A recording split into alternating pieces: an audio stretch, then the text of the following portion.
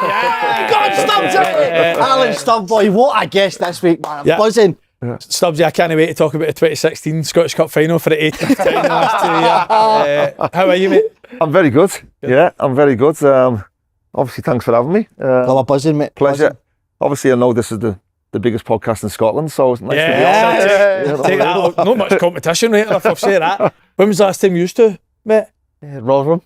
Was it Rotherham, man? Yeah. He was the reason why I got the bullet. That would be the reason why he kept his job. You must have so many good memories of working together, though. I was young at the time. A lot of mostly good things, weren't I? That's what I would say, especially at Hibs. For me, Hibs time was one of my favourite parts of my career. I think the squad that we kind of got together was it was good. As much it was a mix of people from all over the place, but we just managed. It was a bunch of. At one point, I thought it was like I was building a bunch of misfits. At one point, Cummings. So like, obviously, when I met Scotty early on, I knew about in terms of his quality, but maybe it was a player that was just lost his way in terms of coming to England, wanted to get back up. And I thought it was a platform, and to be fair to Scotty, and I'm not just saying it because he's here, I've said it, he was brilliant for me because it attracted other players because of the quality that he had. Obviously Stokes, when I look at Stokesy was just a big gamble because I didn't know what I was going to get. What a gamble that. But in so terms good, of, I've got to thank Leanne and everything then because they backed me. And to obviously bring Stokesy in terms of financial commitment was a big gamble for them. They weren't too sure. And I was just saying to before, Slaney, is that with someone like that, the only way I think they work is if the other players accept it. And and to be fair to the players, they made it easy for me because they did accept Stokesy and his shenanigans and maybe getting extra days off than the rest. If they wouldn't have accepted it, it would have been very difficult for me then. Yeah. But they appreciated and understood his worth to the team on the pitch. But ultimately, if I was to give him days off or give him a little bit of leeway and he didn't perform on Saturday, I would have had a situation to call then. Yeah, and that's when maybe some of the other players then start to chop up. Well, they were great. Slaney, we're going to put them under pressure straight away, all right? Good, love it. So, Stubbsy, your Hibs team plays this Hibs team. Who'd you fancy? Oh, I think... Martin Boyle's still technically one of the best players in the Hibs team. Oh. Well, I think probably one of the best ways to describe it was how many of the players that I had when I was there get into this team. Well, I'll chime in. I think your team. Right. And I think in terms of where it's completely different. Though, it is at the same time. Isn't it? I'll know what's completely different. The budget that I had compared to the budget of this players now. You know what I mean? So, I'd like to think that you'd be able to bring in players to add to the players there. Then, but I think we'd give them a good game. Stubbs, are you missing being in management? No, I'm not. Not at all, mate. No, I'm not. I think because I've been involved in football for a long time, maybe not as much as management as a player, but I had a long career. I didn't retire in the end until I was 37. So, I was really lucky.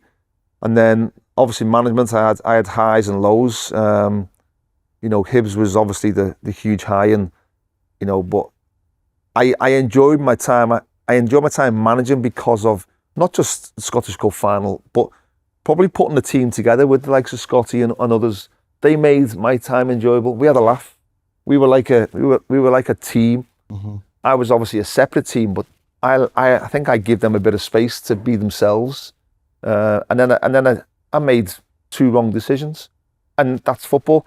The clubs that I went to probably said they made 2 wrong decisions as well in terms of signing me. Mm-hmm. I probably, looking back on hindsight, and I've said it before, is that I left probably too early at Hibs. I just thought the enormity of the Scottish Cup, the impact it had on everybody. We were a foregone conclusion, I think, winning the league the following season. We were just too strong for everybody. It was a bit like when Rangers were in the league that season. I always thought they were always going to be ahead of us because of the squad.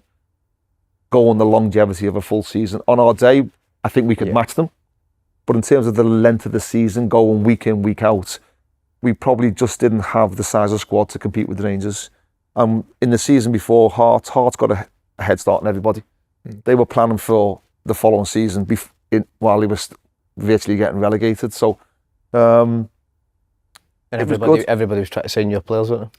But they were, yeah. Well, listen, one of the biggest things with Scotty was obviously when Rangers coming for him, we didn't have well, Scotty probably didn't like me. He was probably pissed off with me, to be honest, because he was in my room But I remember, like, I would say I was very honest with Scotty.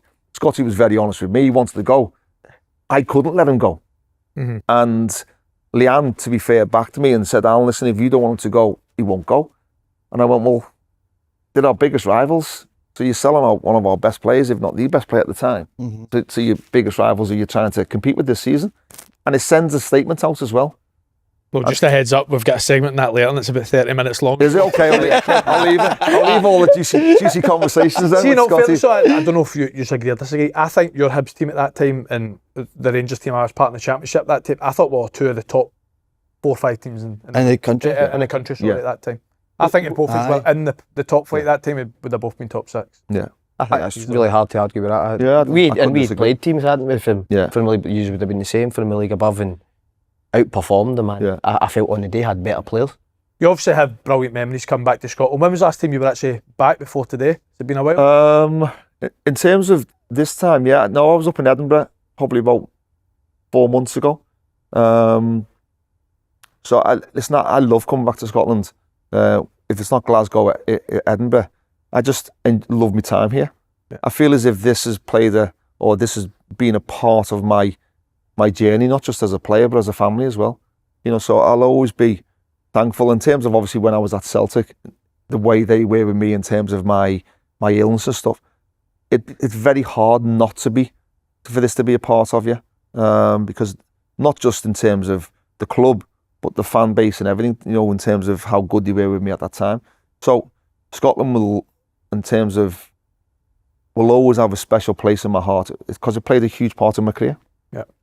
Well, Slaney boy, today's show is brought to you by the Clubhouse, the stunning sports bar situated at the top of Princess Square. As ever, Open Goal viewers can get 20% off your food bill when you quote Open Goal. Keep going, Andy boy. Take it away. Showing Celtic and Rangers final league phase game in the Europa League with Martin O'Neill's side taking on Utrecht and Danny Rohl's men travelling away to Porto at 8 p.m. Then there's some brilliant Premier League action to watch. Liverpool versus Newcastle at 8 p.m. on Saturday night, and then Tottenham versus Man City at 4:30 on Sunday. Stubbs, what have you made of the Premier League so far this season? Scottish or English? Both. Aye, we'll go both. Both of them have been pretty mad for different reasons. Okay, well, probably because of here. Scotland, I think, is great.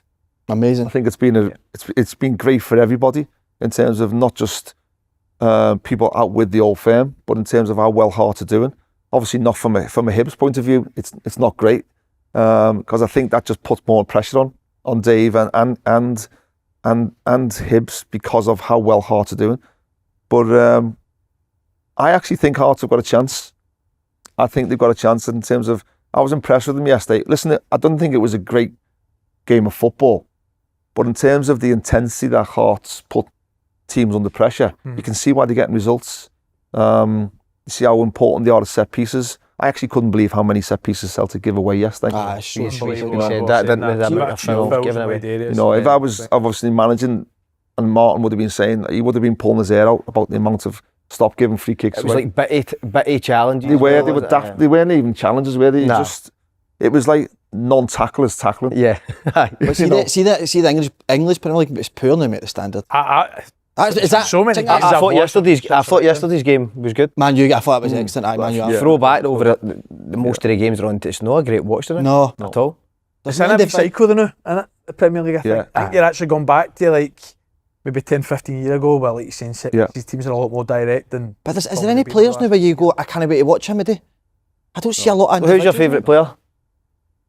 I think it is a fair comment. Yeah. Compared to if you even. I like Odegaard from Arsenal. I love Odegaard. Tell you forgetting Eli Just forward to watch them. I just like him on the ball. I think he's intelligent, but I think he's a periphery player. You feel as if he's on the edge of things all the time, and I think for someone of his talent, the captain as well, isn't he? Yeah. Well, you take a De Bruyne 5 years ago. Yeah, right. That's what Odegaard wants to be. By the way, Eli Just, there's a parallel. Exactly, mate. Oh God, how good is he? Now we're talking. Yeah, how good is he? Oh, Well, not even 6 minutes in, you're on to Motherwell. there's no better place for watching the games and getting a pint and nice food than the Clubhouse, so book yourself a table in the description box below. All right, Andy boy, we're going to start it at Fir Park. How was the game at the weekend? It was good, to be fair. Kilmarnock started the game all right, first 15 minutes. I thought we had loads of control, loads of the ball, but they obviously get the goal disallowed, they hit the bar. And I think because obviously the time of the year, the way the pitch is just now, I actually did have that half feeling after 15 minutes, like, this should be quite a difficult game. They played with a diamond, flooded the middle of the pitch. Is the pitch poor, the surface? Is it cut up a bit? I don't know what's happened to it. It's just literally been in the space of 2 weeks where it's went for... Do you think that'll hinder you? Well, that was my kind of feeling going into the game, especially after the first 15 minutes of the weekend. But see, to be fair, Stubbs after that, some of the football we were playing was different. Listen, 10 men obviously helps. Yeah. Because you're talking about the amount of bodies they have in the middle of the pitch, they're straight away, they're one less in there. But the quality of goals, four goals. Eli Just, like you said, I know like this can literally change every week because there's probably 4 or 5 candidates in it. Yeah. But he's leading the now. Favourite for me for player of the year. I agree. At this moment in time. He's been so good. Neil McCann said they were the better team. Do you agree on that? No, I think not as such as I don't think. I'm sure he did say better team before the red card. He said up until the red card they were the better team. Maybe that. No, I wouldn't agree with it. I thought they were decent though. I did think they were decent. And I thought, how did the diamond affect you? Well, obviously a lot of the stuff we try and do is kind of played in the middle of the pitch. It was kind of trying to force us down one side, then kind of lock us one side. But for me, we're still really good at finding the free man, whether it's the other side or whether it's the side of the ball. But again, like it says, they had the goal disallowed, they hit the bar, they had another kind of snapshot inside the box. I thought they played with so much energy. You look at like what is Neil McInnes dodgy, what have they gave to Kilmarnock. I've watched them before, I just don't think they work as a unit, don't think they work extremely hard off the ball, but I thought they looked much better in that respect. But like he says, I thought after that we were excellent. The big thing for you until the end of January is to keep Justin, Mashmanisi. You must keep them. But I think it'll be hard, mate. I think it'll be hard. See, if you're Celtic or Rangers or now even Hearts looking at that, you would be, even the boy Just, I'm sure teams are still looking at him now. If I was Celtic, I'd be looking to go and take their players. Yeah. How good they've been. You take 2 of them? Yeah. I think I do. I mean, it might be a bit... I don't think... I think if they continue their form and the shape allows them to play that way, they're really consistent, I think. Mm-hmm. I think they'll do a Stubbs and keep them to... As he's got to say. He can't wait for this 30 minutes later on, can he? Have you watched much of Motherwell, Stubbsy? I haven't seen much. Obviously see highlights, but I know obviously there's a lot of, excitement around players that were just torn. And I think that's part of why the league's so good this season. I think, without being too detrimental, I think the other teams have got stronger and Celtic and Rangers have got weaker. Yeah. And I think that's closed the gap.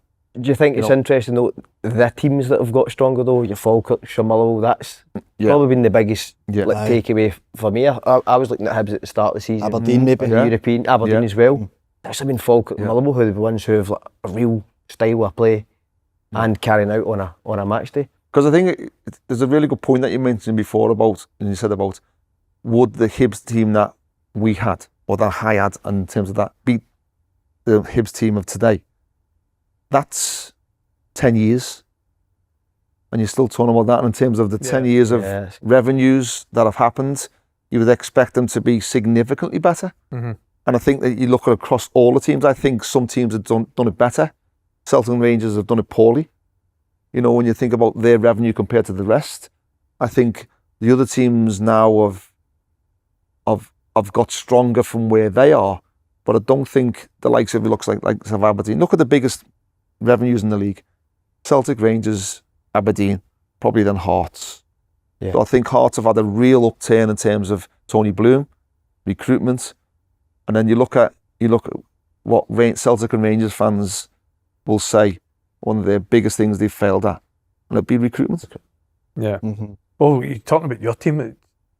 Hibs basically spent 7 years trying to replace Paul Hanlon and Lewis Stevenson, and couldn't they? Yeah. Every single person they brought in to replace the two of them wasn't good enough, and they just find the two of them the team at that time. You actually look at, even for me, Hibs' best player this season has been McGrath and Mulligan. Yeah. But as you look at the midfield four that you had, there's still an argument that did even get in that team. You look at Five, yourself, so strong, McGinn, 5 years as a four. The thing is, that you John McGlynns of these world don't come around every 5 years. You know, you might get one of them every 10 or so many years.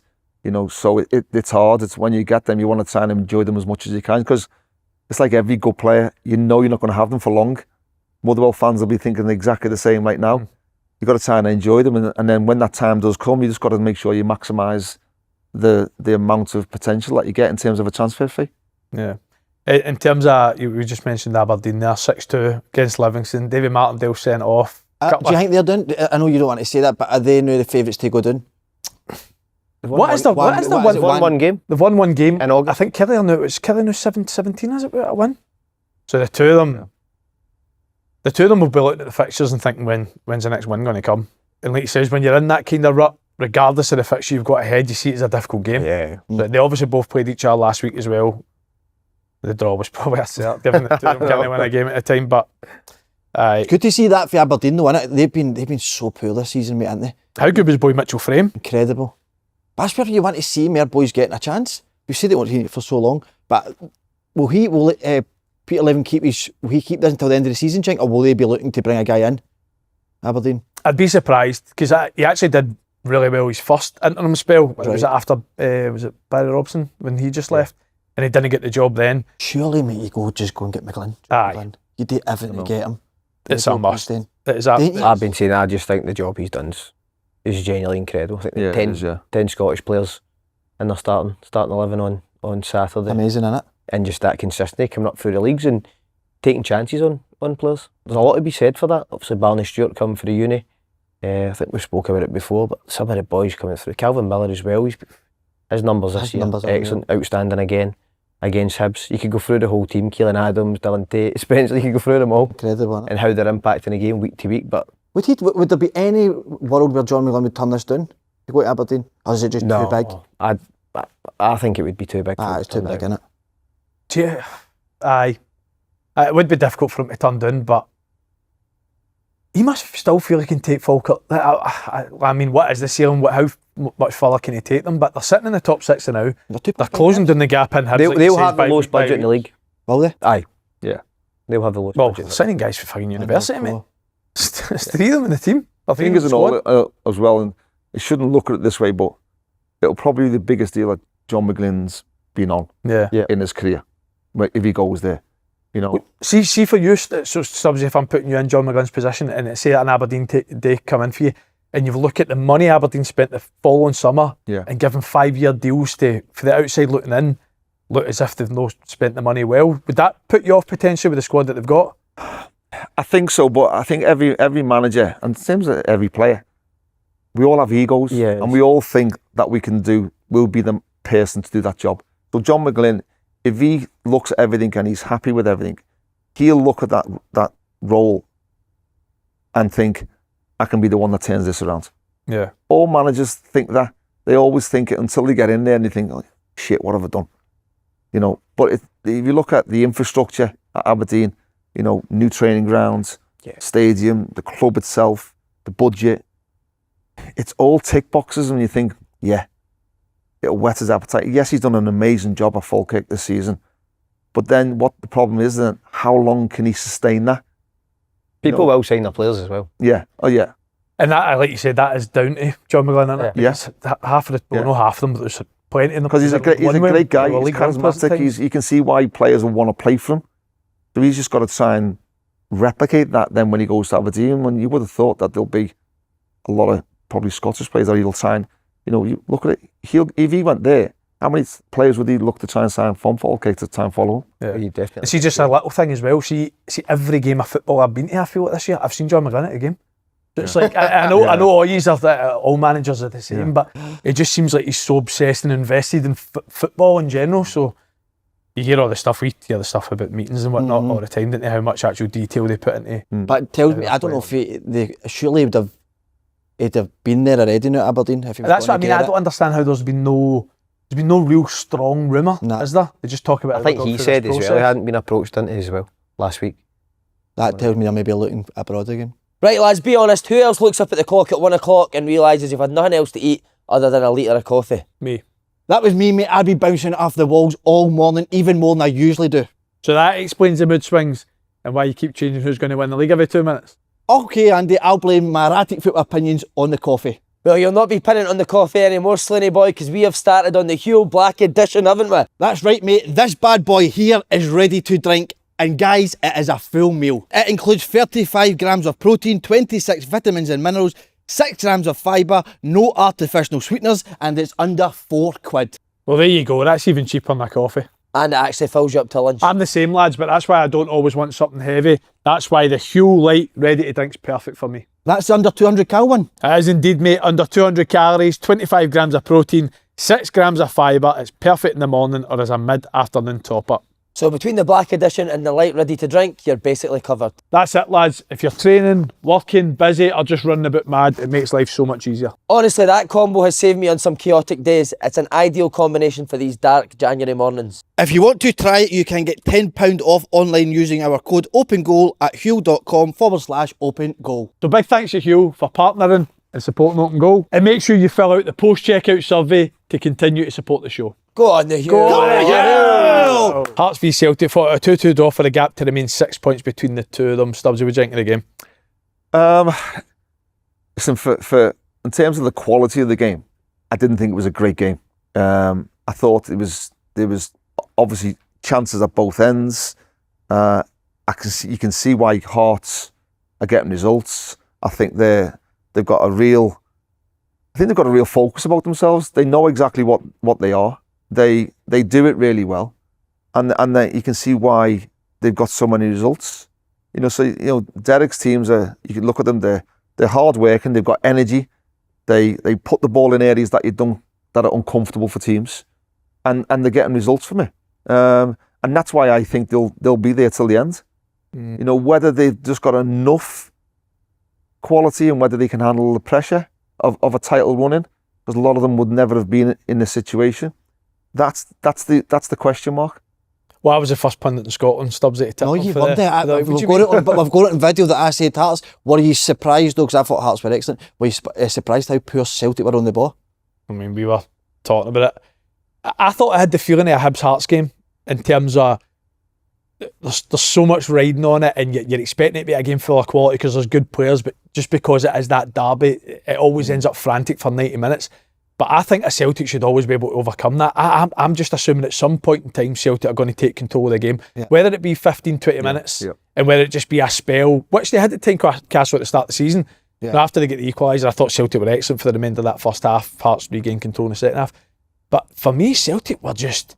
I thought Hearts just dragged them into the game that... They were actually off the cuff, Celtic. Yeah. There's no patterns of how they're playing. Is that for the management then? Sean Malone. Slaney, balls bouncing and guys just thrashing it up the pitch. Like, when have Celtic ever been that? Cal was just turning things. Usually he's the guy who put his foot in the ball and obviously be the calm amongst the chaos. But a couple of times Kieran Tierney as well, just the ball get played out to him. You're looking for him to obviously take his touch inside the pitch and then play, maybe work at the other side. The one Maida does. Just hooking it. Maida had about 4 or 5. They ended up getting the set piece for it. That was awful.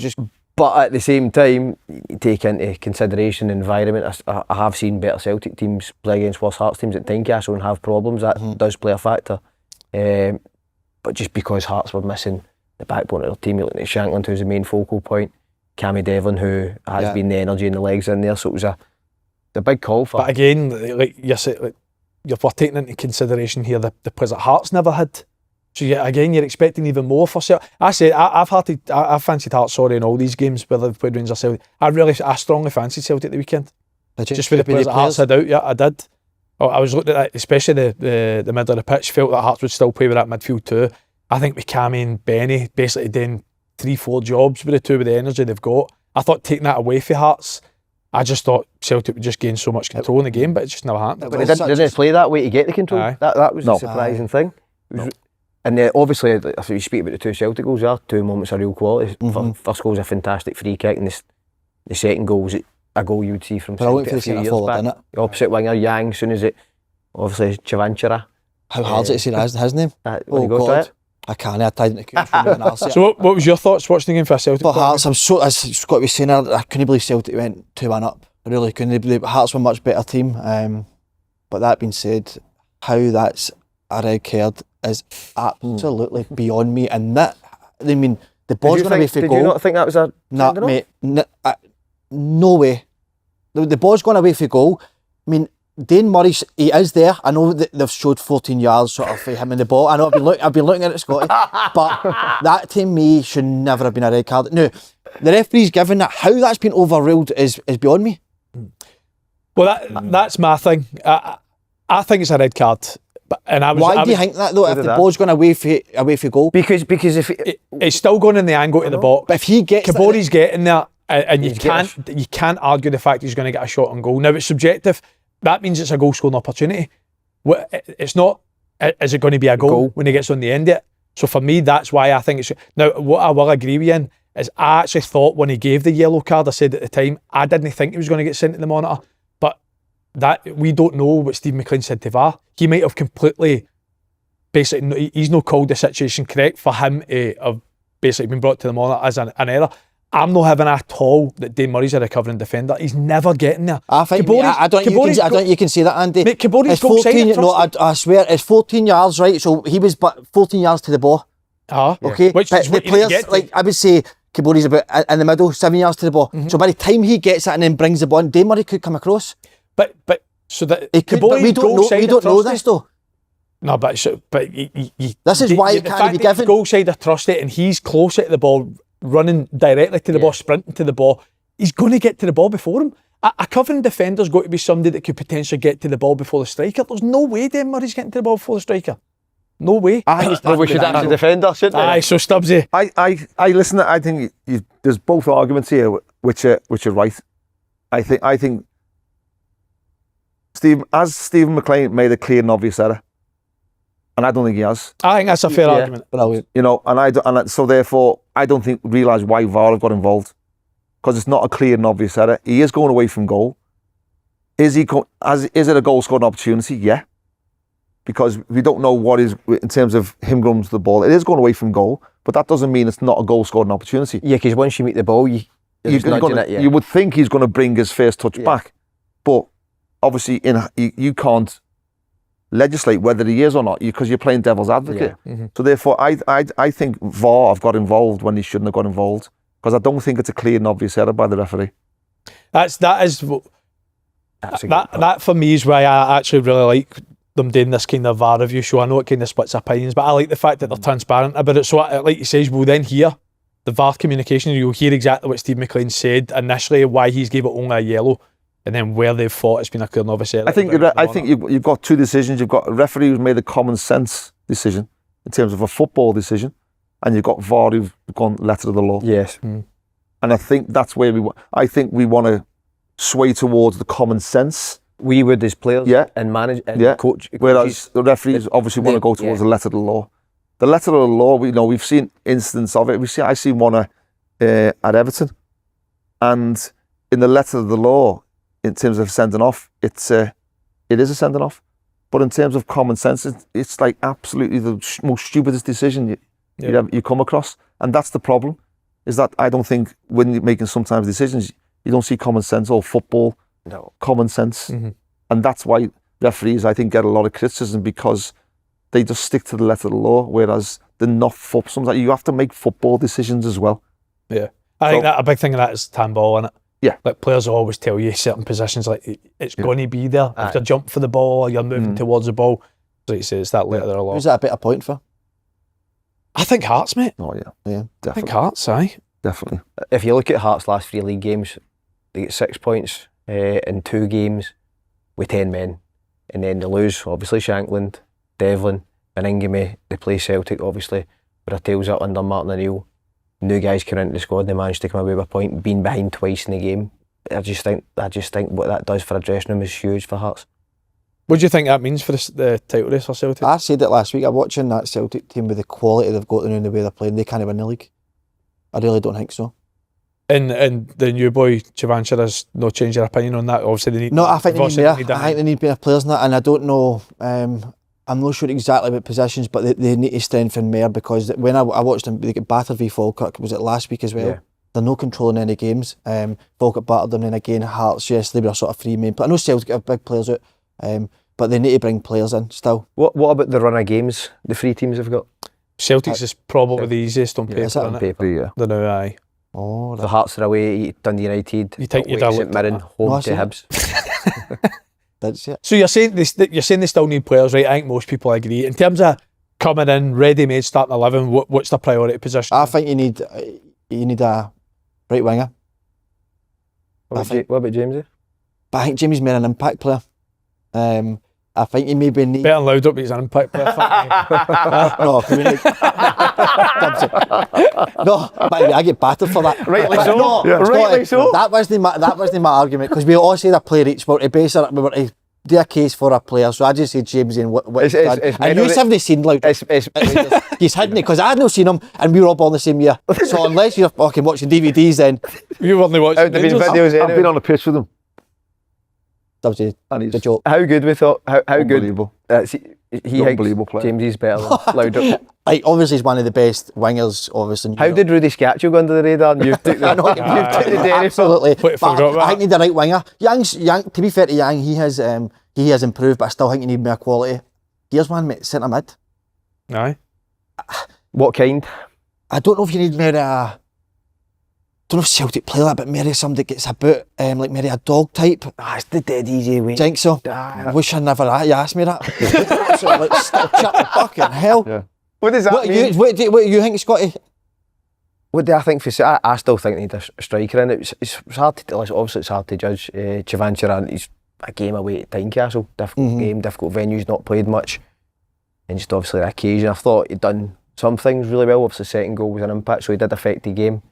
But it was times in the first half it was going up to, and I'm looking for him to take it in and then play. He was trying to do everything first time. I know for the second goal he does do it first time and he gets his reward, but one chance he did get, nice header that floated onto the bar, but I don't know if he's going to be Centre half, mate. we don't Centre know. half, We didn't even get to see him cut and have a shot or anything. No, So, badly the centre. Tough game for him to come into, wasn't it? I know, yeah. Stay half. You know, but I agree. You want to see just some little things though, when you go, yeah, he does that well. Did you see? Yes. You know what I'm saying? The first half, Yeah, the time yeah. to come up and just take it in, Yeah. maybe Yeah, pin the guy. and even then the let header, play. I'm not too sure whether he's meant to go there. I think he's Aye, like mishandled the a bit. whips it, didn't he? Yeah. Strange. Well, You know. what I will say is that, I mean, Maeda scored 30 goals for it. I thought he was the loosest player on the pitch yesterday. Aye. Every single time he had the ball, he gave it away in terrible areas as well. He did. I'm sure it's him that actually gives away the foul for the second. Like a daft foul again at the corner of the box. And if he, puts Celtic under pressure. if he doesn't have space to run into, Maeda come to the ball. It's no his skill set. That's not his game. And he's not clean when in possession at all. You don't want to see him do bounce 1-2s round guys. Yeah, I thought Celtic got caught up in the occasion yesterday. I thought they didn't handle. Do you think that's, Yeah, I do you think agree. that's surprising though? Yeah, but it is and it isn't, because I think it's you expect Celtic to deal with situations because of the pressure in terms of, and even Rangers players as well, you know. But these are not Celtic players that we're used to seeing. I think the standard of them's come right down. So therefore, these are not like your real quality players who can rise above that, get on the ball and slow the tempo down and dictate. English is £12 million. I know, but Incredible, isn't it? Really. it is. And I know he does. That's the games where you need to show your value. Which for me, Negan's been doing. But Negan? I think Negan, tell me if I'm wrong, I think he really splits opinions for Celtic fans, No, no? there's a lot of. It's 11 league goals, big goals within it as I well. don't think in the game he gets involved a lot though. But that's fine when you're adding, but you've got the numbers. That's what I mean. We're also, like we're saying, we're comparing it to the money that's been spent with Engels. I might be wrong here. I feel as if Negan probably came under a wee bit more criticism than Engels this year, no? No problem, and I don't think how many chances is Engel's going to get. We can't just keep on saying like the young player in his time. He's had a lot of games now, but they need to get the centre half sorted, because I don't like singling a player out, but I thought Trusty was so poor yesterday. And he was for the probably, arguably his best performance for Celtic during the week as Against well. Bologna, Against aye. Bologna, and then But it's a position where they really need to strengthen. I think that's what Martin will be trying to do. I think it shows you all how important Carter Vickers is, pie. because I'd say it's like a bit like when you look at Liverpool. You know, got Van Dijk, and the good players can make other players look better than what they are. Yeah. And I think Carter Vickers does that with certainly the back line. Mm-hmm. Because of his calmness and his composure, he makes other players feel a bit more relaxed. Whereas at this moment in time, you look at Celtic as a back four, and if it was me as an opposition manager, I know I can get at them. Yeah. Mm-hmm. And I think that's why people are taking more risks. Other teams have taken more risks now against Celtic. Because normally I don't even think everyone behind the ball try and nick a goal. That clip pass causes mayhem again. Well, it does. It does. That shaped one down the side, it causes mayhem. Even Trusty with the chance, the lad in the first half, he gets himself in the right mess when he's under no pressure whatsoever. It's a simple either get to the ball early, head it back, or wait for the bounce to come down and then play it, and he gets himself. Kiziridis is miles away as well. Kiziridis runs for his own half. Yeah. It's as if he tries to meet it in a position that you would never do it. No. I think the next... Here's one thing. So I've said Hearts for a long time. You must admit, I've said Hearts for a long time. Okay, I think the next five days determines the league. Yeah. I think right now Celtic can't win the league. If they don't sign any more players, I just can't see how they go and win it. And I think if Rangers don't sign a 9, I can't see them win the league either. I think if Celtic don't sign, I think they've sold Martin out. So more coming. Because essentially he's only brought in the striker, didn't he? He didn't sign Araujo. You know, and I understand in terms of if they brought 3 or 4 in, if he's not going to be the long-term answer to it and he's going to somewhere, then that's someone else might come in and you don't like them. And it's that vicious circle that you're in. But we're talking about a title that's wide open. You know, Hearts are in a great position now, but listen, I think when you look at it now, I think Rangers have got as good a chance as any. I really do. Rangers aren't conceding goals. That's exactly. But there's one thing that's so important in football: momentum, and Rangers have got it. I think if Rangers sign a 9, I actually think they're favourites now. I do. I know Celtic need players in, but do you think they will get them in? I think they literally have to. I know, but we've been saying this since the summer. It's difficult to bring players in and all when you don't know who the man is going to be. Past the season. So if the loan's fine, but if you're signing players for 2 or 3 years. Stubbs, I want to ask you then for a manager's perspective, right? Because I argue the fact that... the wrong person then. I argue the fact, like, I can understand it's a hard window, right? But it can't be as hard as what Celtic have shown. It can't be. So, how difficult is it from a manager's point of view? You've had so many January transfer windows. Is it a lot more difficult than the summer? Yeah, it is, yeah. Because I think you basically wait until, a lot of teams will want to wait towards the end until they know exactly. So you end up getting players that don't necessarily want.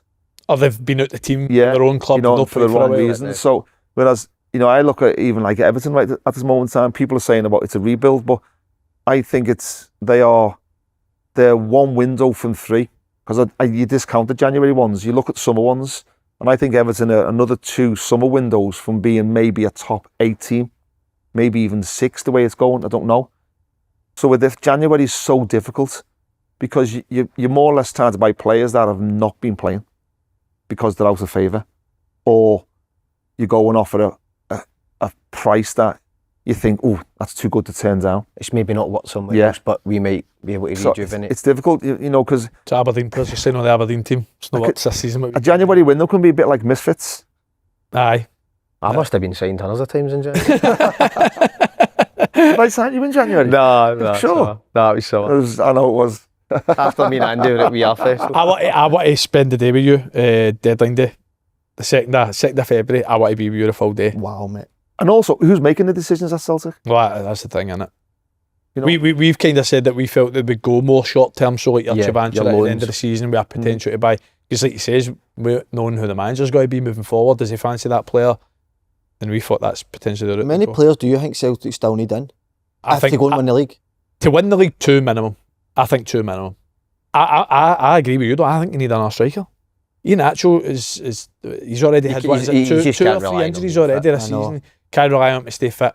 Chavanchera, he's came in, it's a debut, not going to judge, but I think you need another profile of striker to kind of go alongside him. And like you said, when Ian Atcho's played, I think he has looked decent, but can't rely on him staying fit. I think they need another striker, and I think they need another centre half right now. They need a centre half, definitely. Aye. I'd go. You basically, I'd say look, right through the span of the team. I think they need centre half, centre midfield, striker, and maybe a winger. Time for a shout out for our betting partners at SPK. Sign up and receive a welcome offer of £40 on free bets when you bet £10.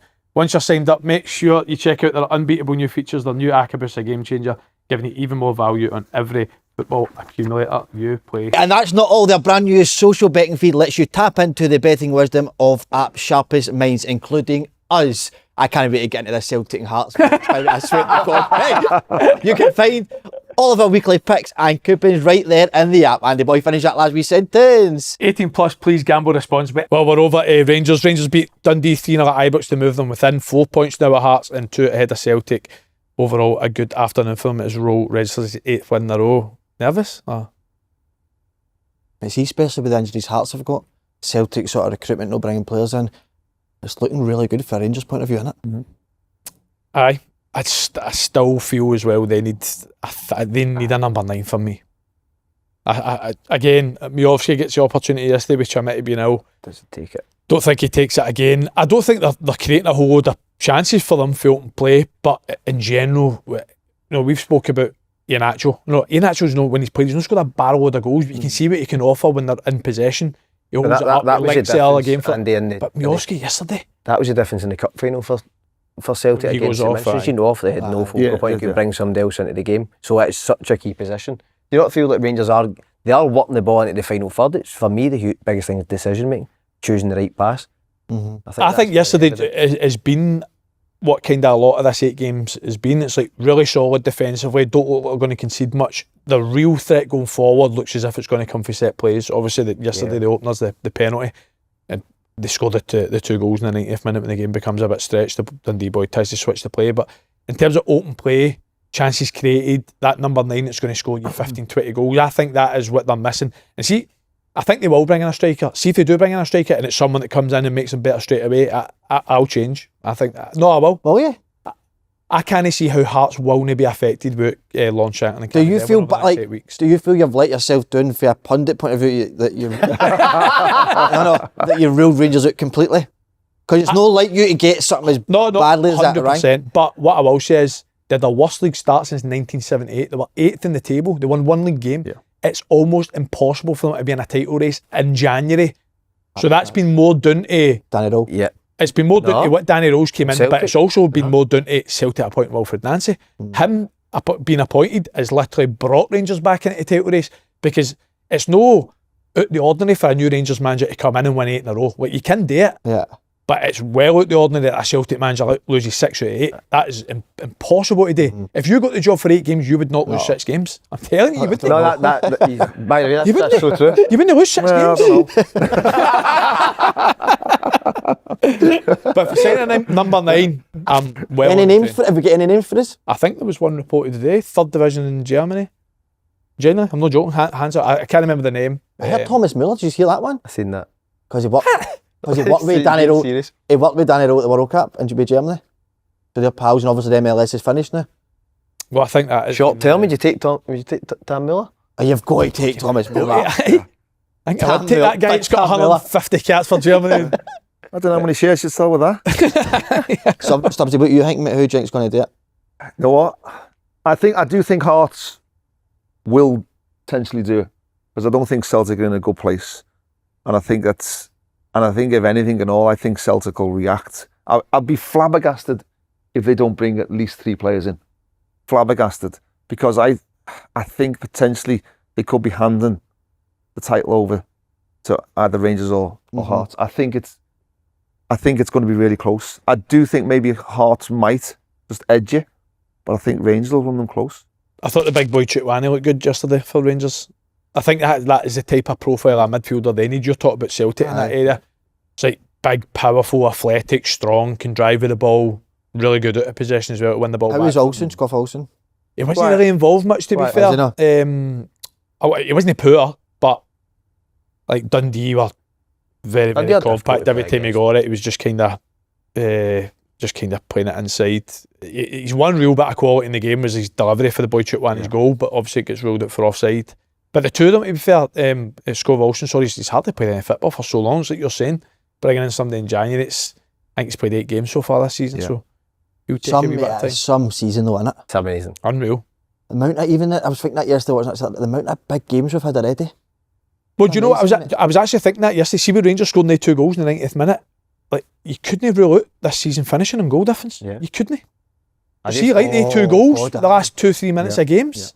It's massive. I think it's massive. What is it? Celtic is it 7 goals difference between them and Hearts as well? Is it? Sure, Celtic are plus 18, Hearts are plus 25. I think it is actually, yeah. That It is, is, yeah. It's an extra point now, isn't it? Yeah. At this stage. So you could see. Tell you one thing, Motherwell, Hibs, Falkirk all have an impact on who wins the league as well. That's I know. Top 6. I hate the split. Yeah. What did you think about the split when you were? I hate it, but this year it's going to be. It's going going to be amazing. It didn't ever affect me as a player because we were never in trouble of being in the bottom 6. So it didn't make any difference to me because we were obviously when I was there it was completely different, you know, in terms of the quality of players. We were always first or second. Yeah. You know, so I was lucky from that point of view. Managing wise, is obviously there's a big push on now to try and make sure that you're in that top 6 in terms of the revenue and what it brings. I think it's exciting. I think it's exciting for the rest of the teams in Scotland. Mm-hmm. Not exciting for Rangers and Celtic. Mm-hmm. Who do you're staying quiet earlier, Scotty boy? Who you think's going to win it? First, second, and third. Good, Andy, because he's staying quiet on it. No, I think Hearts are in the driving seat. As I said, I think. Do you think they will lift the title? I think they're in the driving seat. All right with you, Slaney? The reason why I think that is because I've seen different sides to Hearts. I think that's an important thing. Obviously, struggling, as I said, down to 10 men. You can see, although they've dropped points, they're minus Shankland, Benny Beningame, Cammy Devlin, and deserve to win the game. I know. So even though I they've thought dropped they points, were really good at what they've done. I don't think you can look at that as a negative for Hearts in terms of them winning the league. They've dropped, but they're the better team against who was perceived going into the game. Well, they are the champions. champions. Title rival. They're the Obviously, champions. Rangers are in there Celtic as well. are the champions. So Go on, change your mind again. No, I think I think it's one. Do you know this sounds stupid, but I think it's one of these seasons meant to be for Hearts. Do you ever get that feeling it's just meant to be? I know that's not really good. No, aye. Just the way everything's Understand it. happening. At this Go moment Hearts. in time, I'm sticking with Hearts, but I think the next 5 days. a lot can change. I Next think 5 days. I just like. So obviously playing against St Mirren, Dundee with 10 men and coming away with 6 points. Aye. We need 2 games. That was massive, wasn't it? Take the Falkirk game in the cup in isolation, and then yesterday down obviously behind twice and coming back and scoring. Who The was set still pieces, fighting? they can win games not even playing well because of the set pieces. I'll tell you who was fighting me, size, mate. Because he says after the game, didn't he? It wasn't directed at Martin or Sean, it was the inexperienced coach getting carried away with himself. That's it. I heard that. That's Fozzie all day. What's it him, aye? I'd love to know what happened there. Supposedly Dale at the start was intimidating the Celtic players. I was trying to intimidate him. Do you read that? No, what was it then? I don't know, it was the warm-up or something. He was storming He it. does that though. He does, He does do that. So this is. I think he like stands and watches the opposition warm up. Remember what Klopp used to do? for Klopp Liverpool? do it. Klopp used to do You it all got the to time. stop watching us. Imagine just somebody standing in front of him like that. Can't watch us, mate. No chance. Stubbs, you obviously had Martin. Yeah, your final Yeah. year at Celtic. Does it feel a wee bit surreal watching him in the dugout just now? It does, yeah, it does. Listen, I love Martin. When I was there, he was brilliant with me. He was, I've said this before, like absolute weirdo. In terms of, you know, he's just so eccentric. I remember like in that last season, we talked about a new deal, and Martin would walk past me this one day and literally completely blank me, like walk past me completely in his own zone, walk past me, and as a player you think, the gaffer's blanked me, shit, what have I done? You start thinking that, and I'm thinking, like, anyway, 20 minutes gone by, and I'm, by coincidence, I walk back towards the dressing room, and Martin crosses paths again, and he goes, "Morning, Stubbsy, how are you? Everything okay?" and I'm like, "Yeah, I'm sure we just passed before, and you never said." And then I said, "Yeah, Gaffer, I'm sound, great." And he went, "Oh, by the way," he said, "that contract," he said, "it's been sitting on my desk for the last couple of months, and I forgot to mention it to you." and, you know, and like as a player, like you're thinking you want a bit of clarity and all that, but that was the way he was. And you know what? Not for 1 minute did you think, I can't believe he hasn't said nothing about it. He just accepted it. Him and John Robertson and Steve Walford had a brilliant mix. 3 of the most different individuals you could come across. Martin was obviously a real thinker. Very rarely did we see him on the training pitch until probably a Friday, and to come out and do 20 minutes of set pieces. And it was Robbo, who was obviously just watching, and he was Martin's eyes and ears. And Wally was the coach, and Wally was like a typical laid-back Cockney, and he was like, "Right, lads, let's fucking train and fuck off." And that was it. But it worked. It was just like, you know, like when you think about it and you think back and you go, how did that work? Yeah. Because it was brilliant. And the players just loved them. They absolutely loved them. They died for them. Martin used to give this most incredible team talks before you go out. So do you think that's the biggest thing he'll bring to Celtic now? Well, you look at his coaches, young coaches, they'll do all the coaching inexperience. You know, running onto the pitch when they're celebrating and all. So, they'll do all the coaching for him, and Martin will just put his own little stamp on. You know, and he's a brilliant talker. Was his team talks amazing? Brilliant. Were they? Honestly, Can you remember any in particular? Listen, there was a few where he'd talk, and he'd before you're going out, he'd come and sit next to you, put his arm around you. How's the family? Everything okay? Yeah. Talking. How are you? Yeah. Okay, great. And then he'd walk around. You know, he used to have the treatment tables in the changing rooms, and he'd just strut around it, not talking, just psyching himself up, and he'd walk around it. And you look at him thinking, I know what's he going to come up and say. You're getting ready, and the next minute he'd go, right, everyone sit down, and he'd just go bang. 2 or 3 minutes, talk about the game, talk about your roles, do that, and you were ready to fight the world. Honestly, you have to fucking get me out the door type of thing to get out. Brilliant, absolutely brilliant.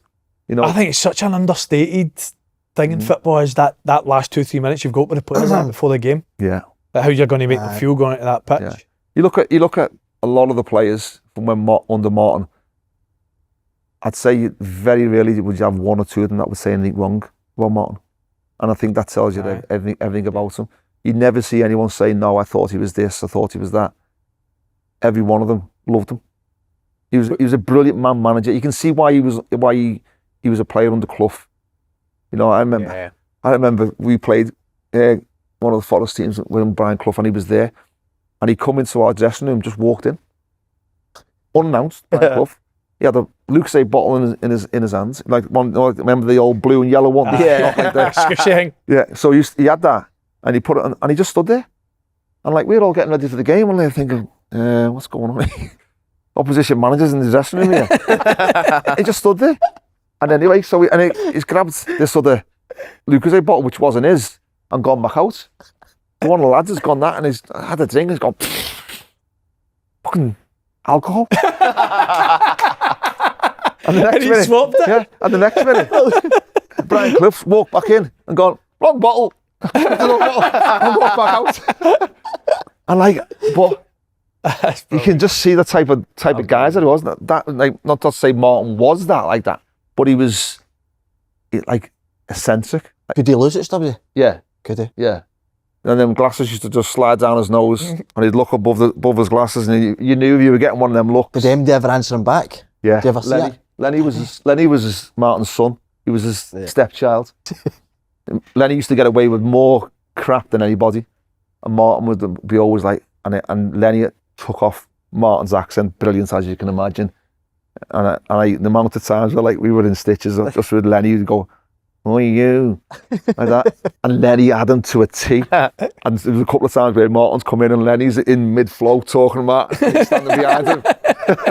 Brilliant, and he'd laugh about it, you know, in terms of that. But brilliant fella. Brilliant manager as well. It's amazing to see he's still doing it though, isn't it? Yeah. Come in and get the best out of these sort of modern day players. It's incredible. And I think even you talk about being eccentric and that his interviews are box office. What did you make of the blue card comment yesterday? Surely it's an orange card, no? It's in between yellow and red, no? It's an orange card. But he was spot on what he was saying though. So it's a blue card for you? No. It's not even a hang? No, a card. So how was he spot on? No, but I get what he was meaning though, because it was it couldn't be a red card, but then you were thinking, you have brought the boy down, so was yellow no enough? So I get what he was saying. So you'd have given him a blue? The blue card. Stubbs, you've been sensational so far, and we're particularly delighted to have you on this week, as today's show is brought to you by the Scottish Government's Detect Cancer Early campaign, where we're encouraging all men watching and listening to be the early bird in contacting your GP if you're experiencing any symptoms that aren't normal to you. Stubbs, you were obviously going under cancer treatment during that season you had with Martin. I take it he was brilliant for you for all the stuff you're dealing with. To be honest, obviously it was a complete shock. We'd just been beat by Rangers in the Scottish Cup final. Rod Wallace scored 1-0 at the very end, and I was walking off, got me drug test, and then come back positive. So obviously, straightforward. I come up. I had when I had the ultrasound of my testicles. It was only a small ultrasound, small testicles. I'm only kidding. So, like, obviously, one of them was white, which was the healthy one, and the other one was white and had a bit of black, like area, and that was obviously the cancer. So, done it, and basically it was a hernia, but basically like having an hernia operation. So, done it, biopsy, come back the results. They said, "Listen, I'm really happy. It hasn't spread anywhere. You can get back playing." So, like, I was literally 6 weeks. I was back playing, but it was the second time, which was the main one, where I had a relapse, and I was going for follow-up scans and blood tests, and then this one time, it was probably about 16 months later. You start to think you're out the woods. Then, you know, everything's been clear up to then, and then I had this ultrasound. It's not ultrasound, sorry, scan, and got a phone call from the specialist in the night time. "Alan, listen, slight problems. Something's come up on the scan." He said, "Looks like it's the size of a pea." He said, "and it's right at the base of your spine." He said, "We need to do some more checks." So anyway, they did the checks. Spoke to some surgeons in America, in London, and then we had a final meeting. And he said, "Listen, it is cancerous." He said, "It is a tumour." He said, "We want to give you 4 courses of chemotherapy." He says, "And then as we give them," he said, "we'll monitor it along the way." He said, chemotherapy will either obliterate it, it'll slow the tumour down in terms of growing, or it won't do anything. He said, so hopefully, obviously, we wanted to either remove it, obliterate it, or slow it down. So anyway, I had the chemo. First one was really intense. I had it over 3 days, so it was constant 24 hours on the solution, on the chemotherapy. And then second time, because I come down with like a little bit of I caught a bug. So like, because your immune system's really low, it was like I had the flu. So they rushed me in, 24 hours in, saline solution, threw me, flushed everything out. And so they said the second time, we'll do over 5 days. So we'll slow it down a little bit, not be as aggressive. So did the 5 days, then you're starting to like wake up in the morning times, your hair's starting to fall out. I was like, as long as I don't lose my eyebrows and my eyelids, I couldn't care less, because you can shave your hair and everything. So I was like a bit relieved of that. And then after the second one, we had a scan, and then he said, "Listen, Alan," he said, "if anything, it's reduced in size. We want to go in and operate." So then they cut me from there all the way down to there to get to it. Doctor come round, "Alan, listen, everything's success. Really happy with the way everything gone." He said, "Listen, it's up to you now in terms of when you get out of here." He said, "We've done our bit." He said, as soon as you can touch your toes and walk to the toilet, you know, like when you're in the rooms, the toilet's just around the corner. He said, "I'm happy to pass you over to the physio."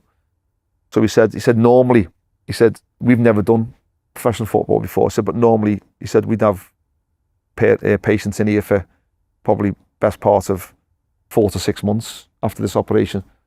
I said, I'm not staying in that long. I said, hopefully I'll be out within a few days. He went, "You won't be out in a few days." He said, I can assure you that. So anyway, about 8 days come, and I was trying my best to get out of it, because it was obviously pulling my hair out and everything.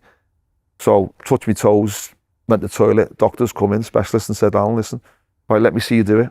So anyway, I'd done it. He said, "Right, you can go." So I was eight days? I was out, after 8 days, and then I was then with Scotty, the physio at Celtic, and it was about just trying to get me stomach muscles to heal, because I had internal stitches, and obviously then I had staples down there. So I think from the operation to me back playing, it was probably about 3 months. 3 months? Yeah.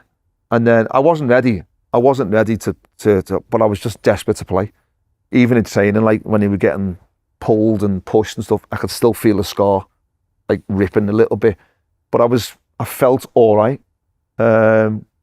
So it was just, listen, it's one of them things that happens. Unfortunately, it was my turn. The good thing about it, and people say to me, how we're lucky you got it twice.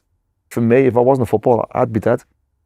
Honestly, say that, because we get the best of care by everybody. We're in a bubble.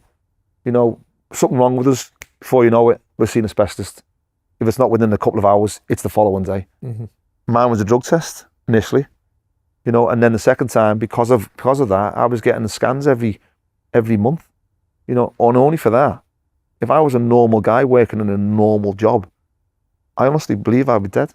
Because I would have left it. Because I would have left it gone too far. Yeah. And as men, it's something that we don't speak enough about. We'd rather hide it than talk about it. And I've got to admit, I think I would have been one of them as well.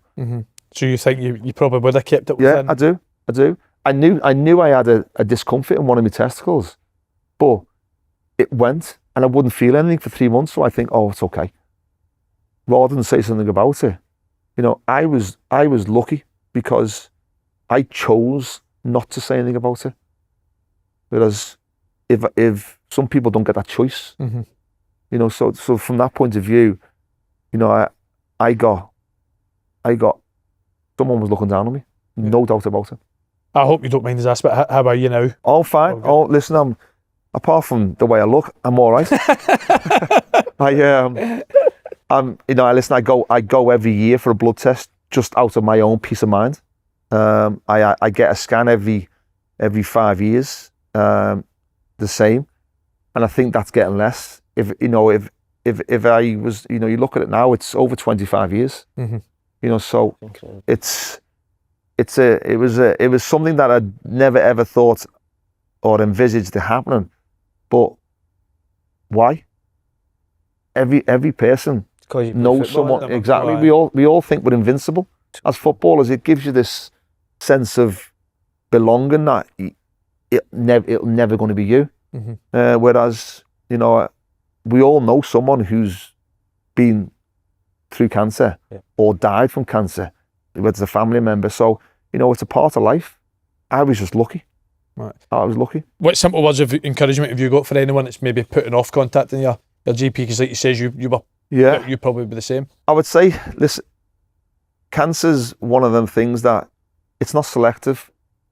It's not one of them where if you've got anything, whether any discomfort or anything where you think something's not right, just go and speak with someone. Go and speak with a doctor. Go and speak with anybody. Go with someone. If you feel uncomfortable, get someone who you feel comfortable that'll go with you. Because every hour, every day, every week, every month, every year, potentially might be a time that could save your life. And the longer you leave it, the worse chance you've got of overcoming it.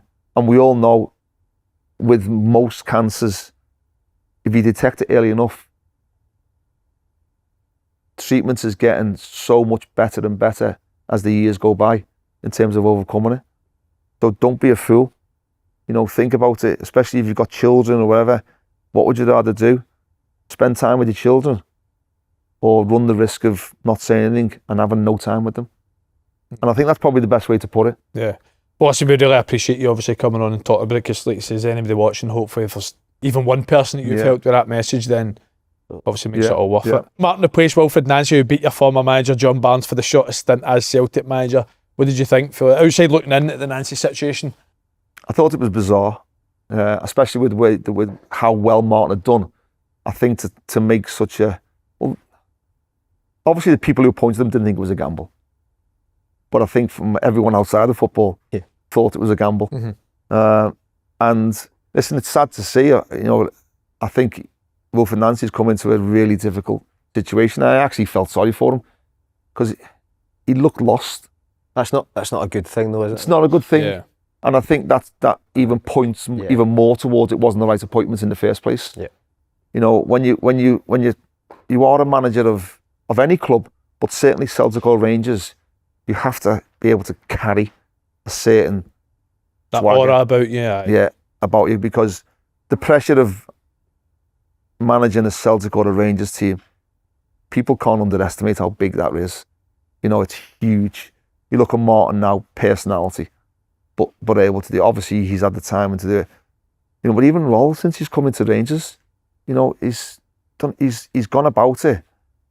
Probably people didn't expect an awful lot of him, but in terms of how he's portrayed himself and gone about in a real quiet way, I've been very impressed by him. I must admit. He's been brilliant, hasn't he? He's really assured in his interview. Yeah, he is. Yeah. He speaks very. But listen, should we be surprised? Because he's done a really good job at Sheffield Wednesday. They loved him there as well. The same, but it just in terms of you can't underestimate how big the Celtic or Rangers job is. Yeah. And you've got to make sure you get it right, because the fans are the most demanding fans in the world. They really are. They want the best for the football club. They live and die by them. And I think Celtic have made a mistake. And if they do lose the league, then I think we know where the finger's going to be pointed. I think the scary thing is they actually get too long. Yeah. 100%. Yeah. Yeah. I thought that myself. After the cup final, you could almost tell that this is just not working, and it was the first week in, and it's obviously too soon for 3 games, but you could see signs of that cup final and what you're like, this is just not going to work here. I've never seen it a fan base turn as quick as they did. Even look at the Dundee United game away. Yeah. When he was coming off there then.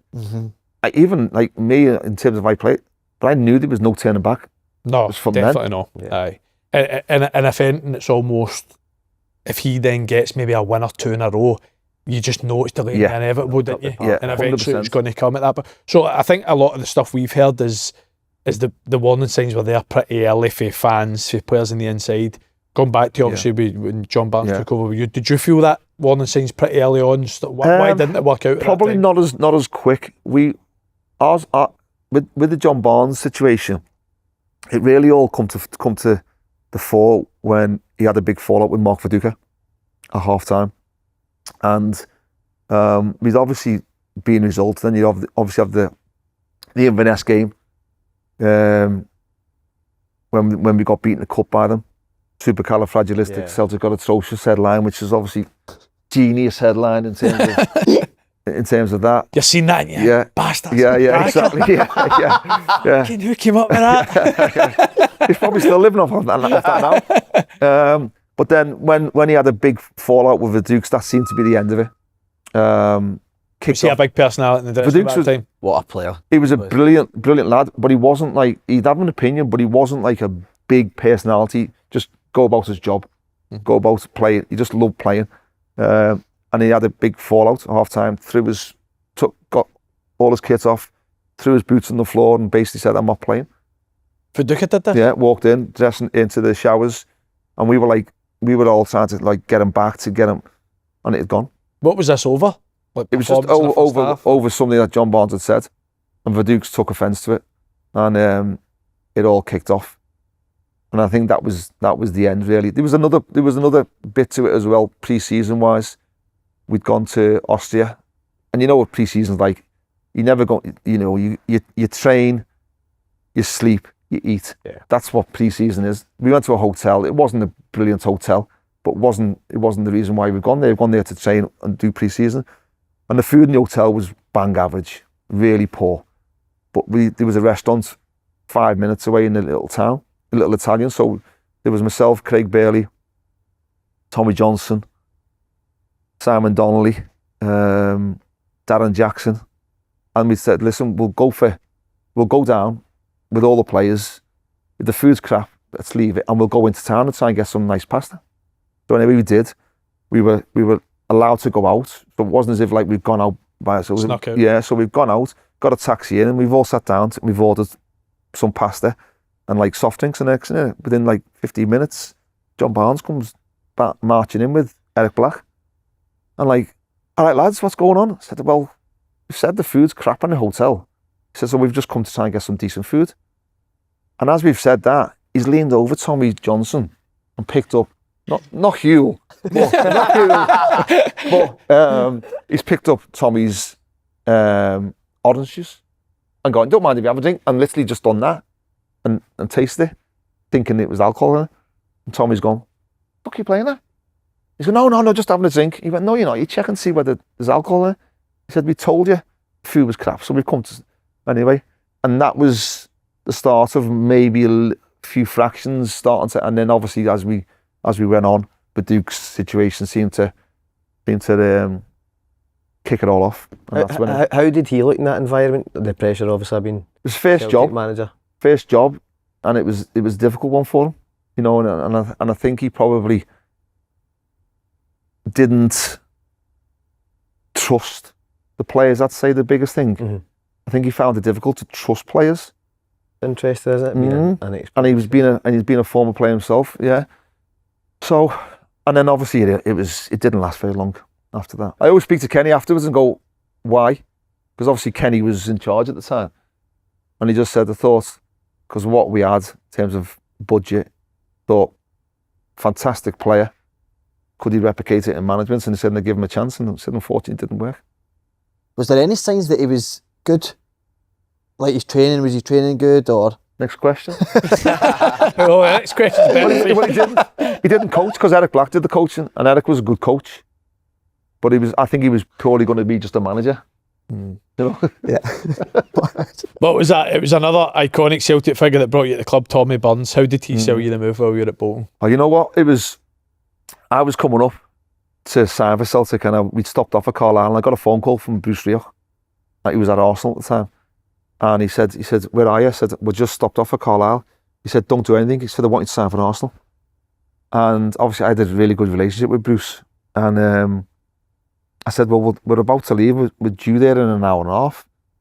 And he said, give me half an hour and I'll come back. So I'm like thinking, shit, problem here, got a dilemma. If he does come back and say, so anyway, an hour goes by, nothing. Another hour, nothing. And I've said to my agent at the time, who was Bruce's brother, I said, we need a decision. I said, Celtic are going to think something's up here. I said, and it's not right. I said, we've must give Tommy the word that'll be up. And anyway, Bruce rings back and said, Alan, listen, he said, go and sign for Celtic. He said, I've got problems at Arsenal. He said, even though they were doing well, he said, I've got an issue with Ian Wright. He said, and I don't think the board are going to back me. I think they'll go with, he said, so go and sign for Celtic. Arsenal sacked Bruce when they were second in the league the following season, early on. Wow. You know, Ian Wright done you to move to Arsenal. Ian Wright. And then he come to Celtic and all. I didn't mention it to him actually. But then I went to speak with Tommy, and Tommy was just a diamond of a guy. Yeah. You know, I look at, you know, I've been lucky in terms of some managers that I've had, because I've had amazing people as well as managers. Tommy was one of them. Walter Smith was one of them. Walter, you know, so much respect for as a person before a manager, no matter what he did as a manager, but as a person, just an absolute gentleman. Loved playing for him. And Tommy was in the same bracket. My first year wasn't a great year. I think I got sent off in my debut at Aberdeen. Willie Young. Yeah, and that says it all I need to say about Willie Young. And actually, when I look back, it was just when the last man had come in terms of tackle, and I actually won the ball. Was it 14 yards or? Yeah, it was a half a yard. I got there before, and I touched it. But to be fair, give him benefit of the doubt, from behind it probably looked, but when you slow it down, I did get the ball anyway. So then I obviously had that, and then my wife had 2 miscarriages in the first year, and Tommy pulled me in and said, how's things? I said, not great, obviously. Your missus has had a couple of miscarriages now, and he said, yeah, I've heard. He said, how's she settling? I said, well, she's not. And in the meantime, Aston Villa came in for me in the first year, and they offered $5.5 million for me to go. And Fergus McCann said, no, not selling him. He's worth 6.5. And so I was close to potentially leaving. And was this in the summer after the first year? No, this was actually just towards the end of that season. And then Tommy said, right. He said, first thing you've done, on the phone to Rosemary, his wife, go round, see Mandy, go and take her shopping. Go and have a coffee with her, and just like personal things like that. He was just brilliant. And then the next minute, before you know it, like Mandy started to settle. They brought her mum up to stay with her, so that she could just try and settle down. And then next minute, help facilitate that? Yeah. They did everything. And then we were obviously getting checks then for our first child, which would have been my daughter. But the club were just amazing. Even through through my treatment with the cancer. Even Rangers as well. Rangers were brilliant. I remember getting a letter from Donald Finlay, personalised written letter. Rangers fans sending me get well cards, the lot, I think sometimes, obviously there's a real rivalry between the two teams, but when something like that personal happens, I think there's a sense of normality as well, that comes through. So that when we talk about earlier on about my time in Scotland, I love my time in Scotland, for a number of reasons.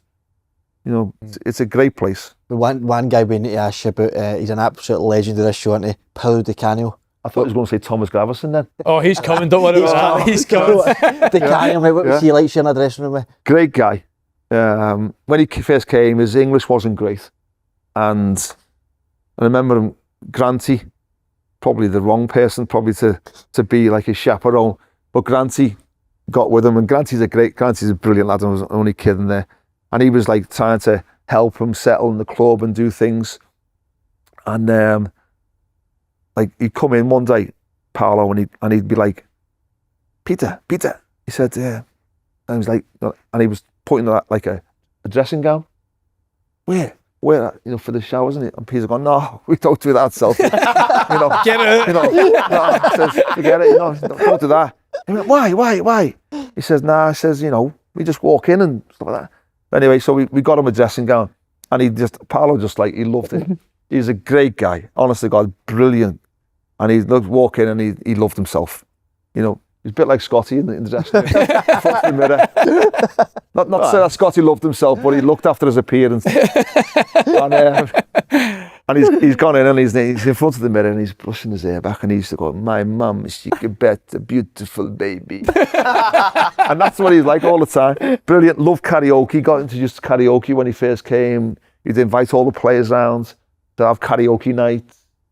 Shit voice, but like a great lad. says that, didn't he? That he loved music, dancing. He loved it, like Maroon 5 or something like that? He loved them. And he obviously had his own dress sense as well. He's just a cool guy. He literally is just a cool guy. Was he crazy? Yeah, he was, yeah. Some player as well, though. He'd storm off training pitch. Just temperamental. Did you... Emotional. Did you used to try and get him a bit in training that just because you knew you'd get a reaction? Or? You know what? Best trainer I've ever come across in my life. Di Canio? Best trainer. Ripped, looked after himself all the time. But in terms of attitude and training, unbelievable. Wanted everything done properly. If someone wasn't doing it, he'd be like, hey, thank you, fucking try. All the time. Tommy, sometimes if some like decisions went against him, he was like quite an emotional guy. And he'd be like, this is shit. And he'd just walk off. And Tommy was like, sometimes he'd just leave him, let him calm down. So it's again kind of something you were saying, sometimes he'd be okay tomorrow. Be okay. And he would. But it was some players. And then, but come the match day, just turn it on. Great feet, great first control. Probably, you know what? I was so lucky because I played with some brilliant players at Celtic. Lubo Moravcik was just a magician. Who was top behind over last week? Even Henrik. I think Henrik. That was Larsson. Talks about him. Honestly, technically the best football that I've ever played with left in my foot. Would he say everyone at Celtic at that time he was the one that impressed you the most? Because he come with no reputation. And was he so none of you knew who he was? No one knew. He was older. So do you remember the first day? Dr. Joe came in and obviously he signed him, he was Slovakian, come in and no one knew anything about him. And he come in on him and even from the first day you were like, oh my God. Fucking who's this fella? And he was like dead strong. And he's going one side, taking the corner left foot, putting it on a sixpence. The other side, right foot, putting it on a sixpence. Free kicks. But honestly, God, technically, as good as I've played with, you look at Henrik and stuff like that. But in terms of technical ability, Lubo Moravcik was unbelievable. How was he when Celtic signed him? It was old, wasn't it? It was 30-something. Yeah. You wonder, where's this guy been? Because he was just phenomenal. You look at iconic players, and I look at even when I played against Rangers. Rangers had an unbelievable team. Your Gazzers, your Laudrups, your what's Arthur Newmans? Oh, that's two that was in it. Was in the list last week. Keep going. Barry Ferguson. Gordon. Barry Ferguson was a I think a very, very, very, very good player. Was he a Gaza? No. No. I think Gaza Gazza's was probably top 3 best midfielders in the world at one point, wasn't he? Exactly. You know, whereas Barry, you know, I don't want to like diss him because he was a brilliant player. But when you look at everyone's got levels. Yeah. You know what I mean? To be fair, we were saying that last week. Like, it's so hard to like with today's Rangers and Celtic players because the Celtic team you played in and Celtic team you played in, and the Rangers team it was like 2 top European teams, wasn't it? Both teams. Yeah. You look at them now compared to now, and you think, oh, wow. When you look at how far they've dropped in terms of that levels. Mm-hmm. In terms of what Europe as a whole. That's because what England and the Premier League has done, isn't it? It is, but I think it's just you strive to get back to them. Will they ever get back to them? I'm not sure. No, I'm not sure. I don't know. That seems to be like to get back there. That era. It's the academies need to produce more than because the finances is just too wide now, isn't it? Yeah, I think so. I think there's a huge responsibility on homegrown players. Well, obviously the Canios we've told so many stories in here, but a big part of this show has been Tommy Gravesen stories over the years, isn't it? Man. Talk us through that, man. We were when he first come, like we were like coming to the dressing room, and he's as you know him, he's a larger than life character. He's got a great personality about him, and one day he came in, and in terms of head tennis, the best head tennis player I've ever played in my life. So I said that as well. He was just outrageous. We had like at Belfield, it would have been Everton's old training grounds. So we'd have an area, and it was literally like this, and we had like a proper net across, and we'd play. But we had the wall, so like this corner, and Tommy had this like ever elasticated leg which used to come up here, and he would like go bang, and he'd hit the floor and go on. It was impossible, but like his touch and everything about it, he loved it, and he's like a little kid. Tommy, he's got the brain of a 4-year-old, and he loves things, and he was obsessed with the tennis. We playing the tennis, lad. Come on, lad. And this is what he was like all the time. And this one day he comes in, and you could hear this car growling coming down the driveway at Belfield. Tommy's only gone and bought himself Porsche Turbo, 170 grand car, flying down Belfield, and it sounded amazing. He's come down, he's pulled it in, and he gets out the car and gone, here, what do you think of me car, lad? And gone, fucking hell, Tommy, that's nice. And we were looking around, and anyway, a couple of days later, he's obviously been trying it out and trying to see how fast it was. You know, the fact that it had 911 turbo on the back, I didn't tell him that it was a flying machine. So when he's come in one day, and he's gone, got pulled by the coppers last night over in Birkenhead, which is just over the water from Liverpool. I've gone, you joking? He said, what happened? He said, I was with my mate in the car, and we were putting our foot down in the car. He said, as we've gone, in the distance, we've seen this blue light. He said, so I thought, do a stop, or do we just blow him off? Anyway, he floored it and gone. He said, so as we're going and going and going, he said, the blue light's getting further and further and further away. He says, and so when we've got a few miles up ahead, he said, and we pulled off on the slip road and gone up. He said, and we've pulled over, waiting for the cop car to go. He said, but as the cop car's come, he's obviously turned his lights off. And so we said, we're waiting for the lights, not realising he's come off this, just by coincidence, come round, and there's Tommy sitting on the side of the road waiting for him to go. Pulls up alongside him, gets out the car. So no, it was a different post line on the turbo. He said, all right, do you want to step out of the car? Luckily for Tommy, one of the coppers was an Everton fan. Yeah. So he's gone, Tommy Gravesen. He's gone, yeah. He said, are you a blue? And the fella's gone, yeah. He said, what type of speed do you think you were going there, Tommy? He said, I got a couple of days ago. He said, I didn't realise how fast it was. He said, I was maybe doing, 90? He said, well, I was doing 120. He said, and I couldn't even keep up with you. He said, God knows what you were doing. And he said, realistically, he said, I should be giving you the ticket now. And Tommy went, well, he said, if you don't, I'll give you a ticket for the game on Saturday. And the cop was going, well, I can't, legally, he said, I can't do that. He said, and I don't want the ticket. He said, but I don't know how fast you were going, so I can't give you a ticket either. He said, you've been lucky. He said, he said, do me a favour. He said, please. He said, you're in an unbelievable, he said, you're in a death trap. He said, take it easy. He said, slow down. He said, it's not you I'm worried about. He said, it's what you might do to other people. Yeah. So anyway, Tommy's took it on board. 2 days later, Porsche Turbo, gone. Nissan Micra. But I swapped it? He swapped it for a Nissan Micra. Gone from one extreme to the other. That was Tommy. And then you go to me, what are you doing? He said, can't take chances, lad. He said, and this is fucking boss. He said, I can park anywhere in Liverpool with this. He said, it's that small. He said, I can get all them little parking spaces that I couldn't get in.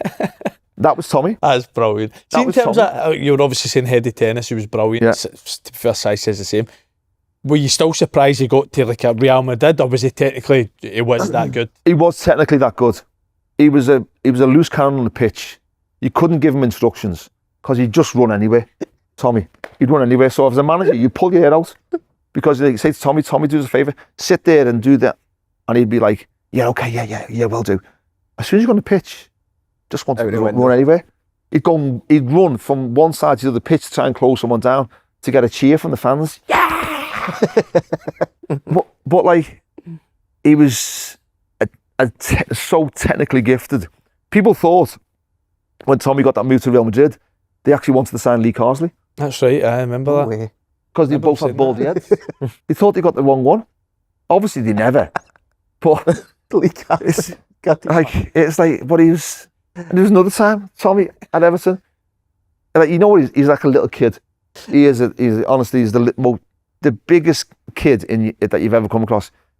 We were coming down to bonfire night. Fireworks, Tommy. Not a good mix.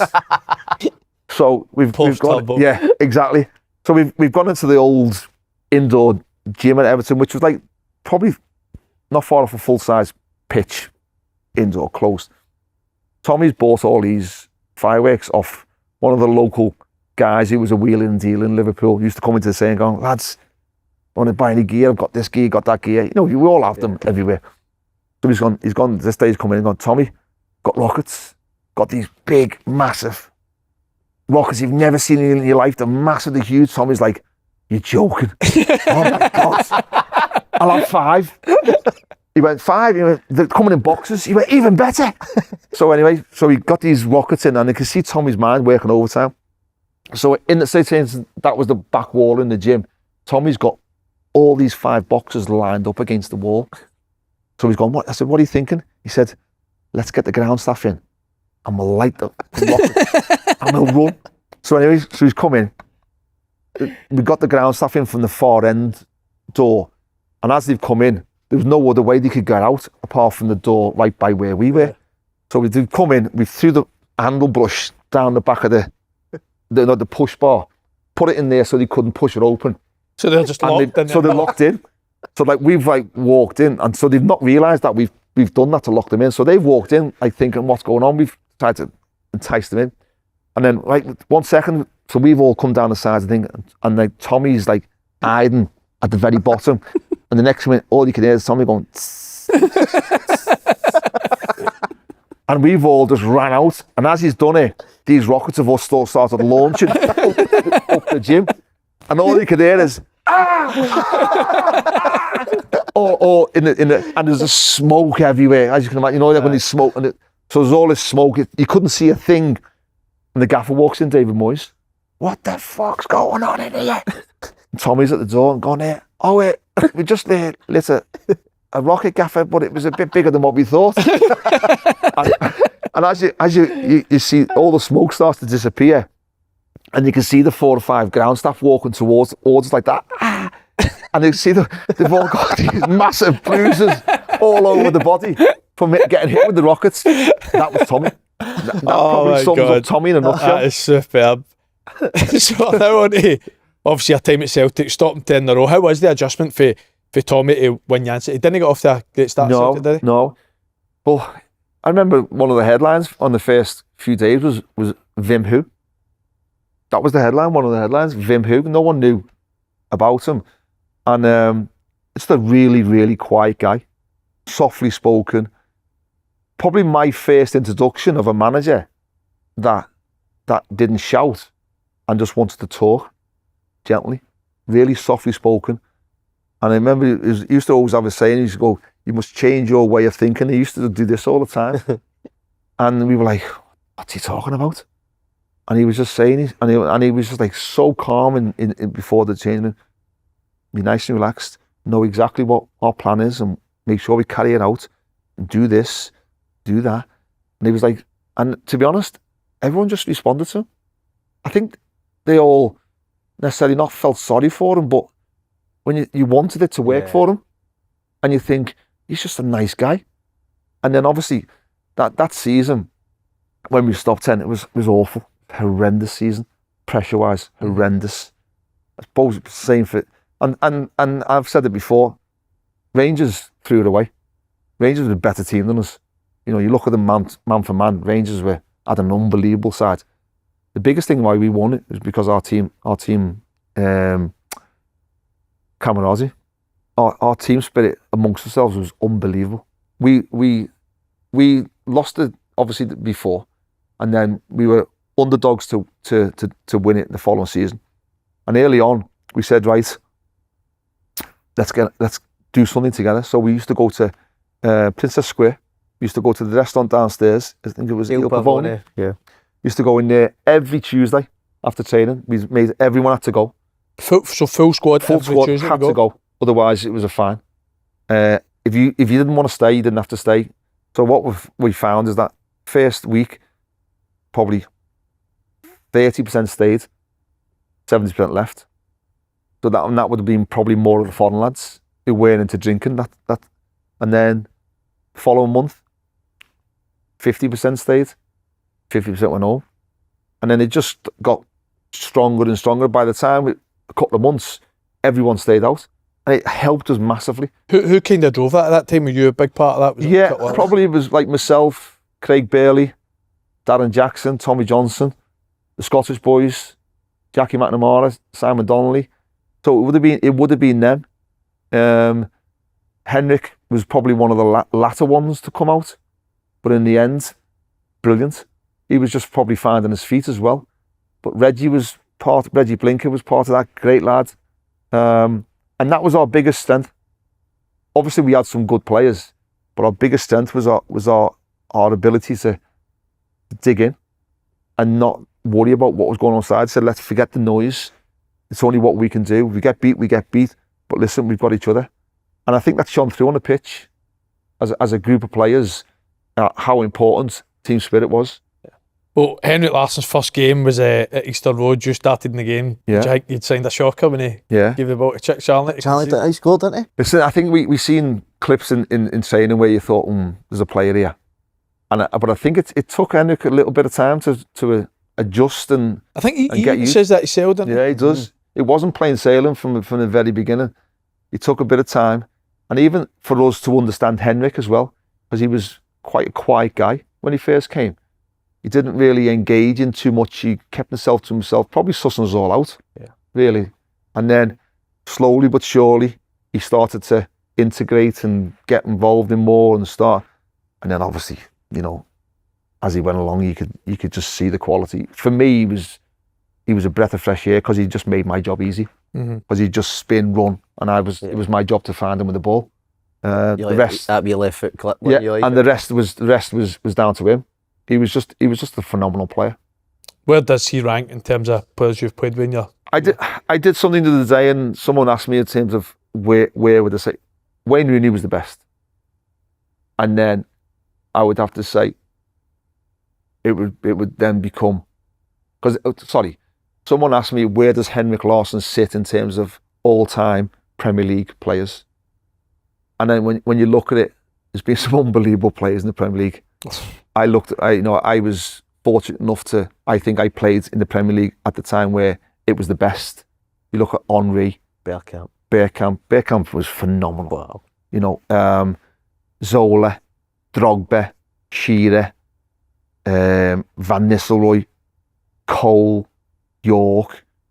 It goes on. It was mad that was literally the list of strikers I know. that was in all the teams in the Prem. Yeah. Do you know what I mean? It was like the one era. And I think when you look at that, And then, so where does Henrik sit in front of that? I think whether it was first or whether it was sixth, it'd still be a privilege because of how iconic them names were. In terms of me playing with, probably Wayne first, Henrik second. Why Wayne Rooney for you? He was just a freak of nature in terms of his age and how young he did it. He did it from 16. No, it's incredible. And then one of my favourite he players. basically went to Man United and carried the whole of the club by himself at times. He had, he was doing it on himself, and this was a young lad. You look at his record. You look at his record in terms of for England as well. Mm. He played an enormous amount of football for a young lad in terms of his career, and he did things on the football pitch that it left you gobsmacked at times. Can you remember the first time you seen Wayne Rooney, or the first time he trained? First time he came up, he was 16. He should have been up the year before when he was 15, and Walter kept him back. They don't want to put too much pressure on him. Need to protect him, and he was ready. He came up the following season at the beginning, and strutted in. Shy lad, but not a shy lad. Confident in himself. He was shy because he was watching some of his heroes play, or sorry, not play, watching some of his heroes in the dressing room. So he was shy from that. As soon as he went onto the training pitch, it was like, wow, oh my God. He was like a bull in terms of his strength, but not just his strength. It was how he used his body in terms of a little push to get 2 yards, his runs in behind, his first touch, his vision, his football brain was incredible. Really, what honestly, as I've never seen a football brain like it, even more so from a 16-year-old kid. Yeah. He was doing things that he shouldn't be. Is he the best English player you've seen? He's got to get up there. Him, Gerrard. Yeah. Gerrard was something else. I think it's between the two for me, I'd say. For me, only because of how young he did it, for me, it would be Wayne. And it's like he says, even when the latter stages, he's gone into centre midfield and spraying passes a bit. Yeah, he was something else. So he was everything though. He was everything. So for Henrik to be, I think, second to Wayne, it's not a bad player. Henrik Larsson's the first player I remember fearing as a fan. I would agree. Yeah. Like going into a game thinking, fucking, they've got Henrik. Remember that season? Henrik was the first player. Sorry, on you go. Henrik was the first player I thought he'd scored before he scored.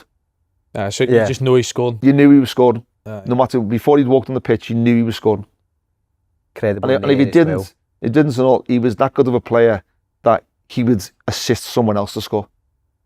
It was like technically good, athletic. Remember how good he was in the air? He's unbelievable. Unbelievable. I don't think you'll ever see a Henrik Larsson in Scotland again in terms of at that level, but staying so long. For that long. Do you know what I mean? So it's like, obviously, Celtic had Van Dijk, but he was here 2-3 years. You knew he was too good. He moves on. Like, Did they ask him in overlap, did they regret staying in Scotland for so long?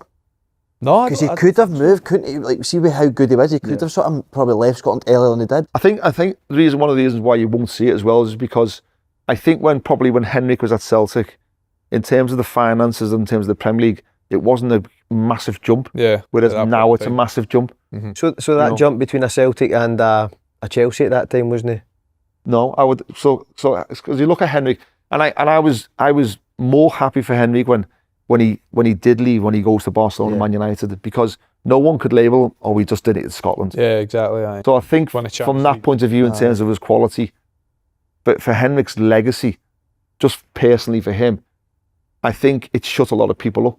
So, because when you then go to Everton and you're watching games and guys saying that to you, which you like, and you're saying, listen, he's top, but they'll say it's always that Scottish argument. 100%. It's interesting. And that's why I think in terms of Alex Ferguson bringing him to United, and Alex Ferguson speaking of him so highly, tells you how good of a player he was. And that's why I just think at that time when Celtic were then, they were spending as big as what they'd ever spent. And I think for Henrik to go to the Premier League then wasn't a big jump financially. Whereas if you're looking at that same player now to the Premier League, say for instance, Henrik was on 40 grand a week then. It's 400 grand a week now. Yeah. So the difference in terms of then to now is completely different. See, every Celtic fan feel like your age to 50, the hero's Henrik Larsson, innit? Yeah. Best ever, Yeah. Every single player. Yeah. He was our hero when we played. Did you like a drink? Because we knew Stubbsy? he Did you like a wee drink? He wasn't a big drinker, Nah. but he liked to drink. You know, it's a fucking good joke with the amount of man of matches he got. Can you two remember that season growing up?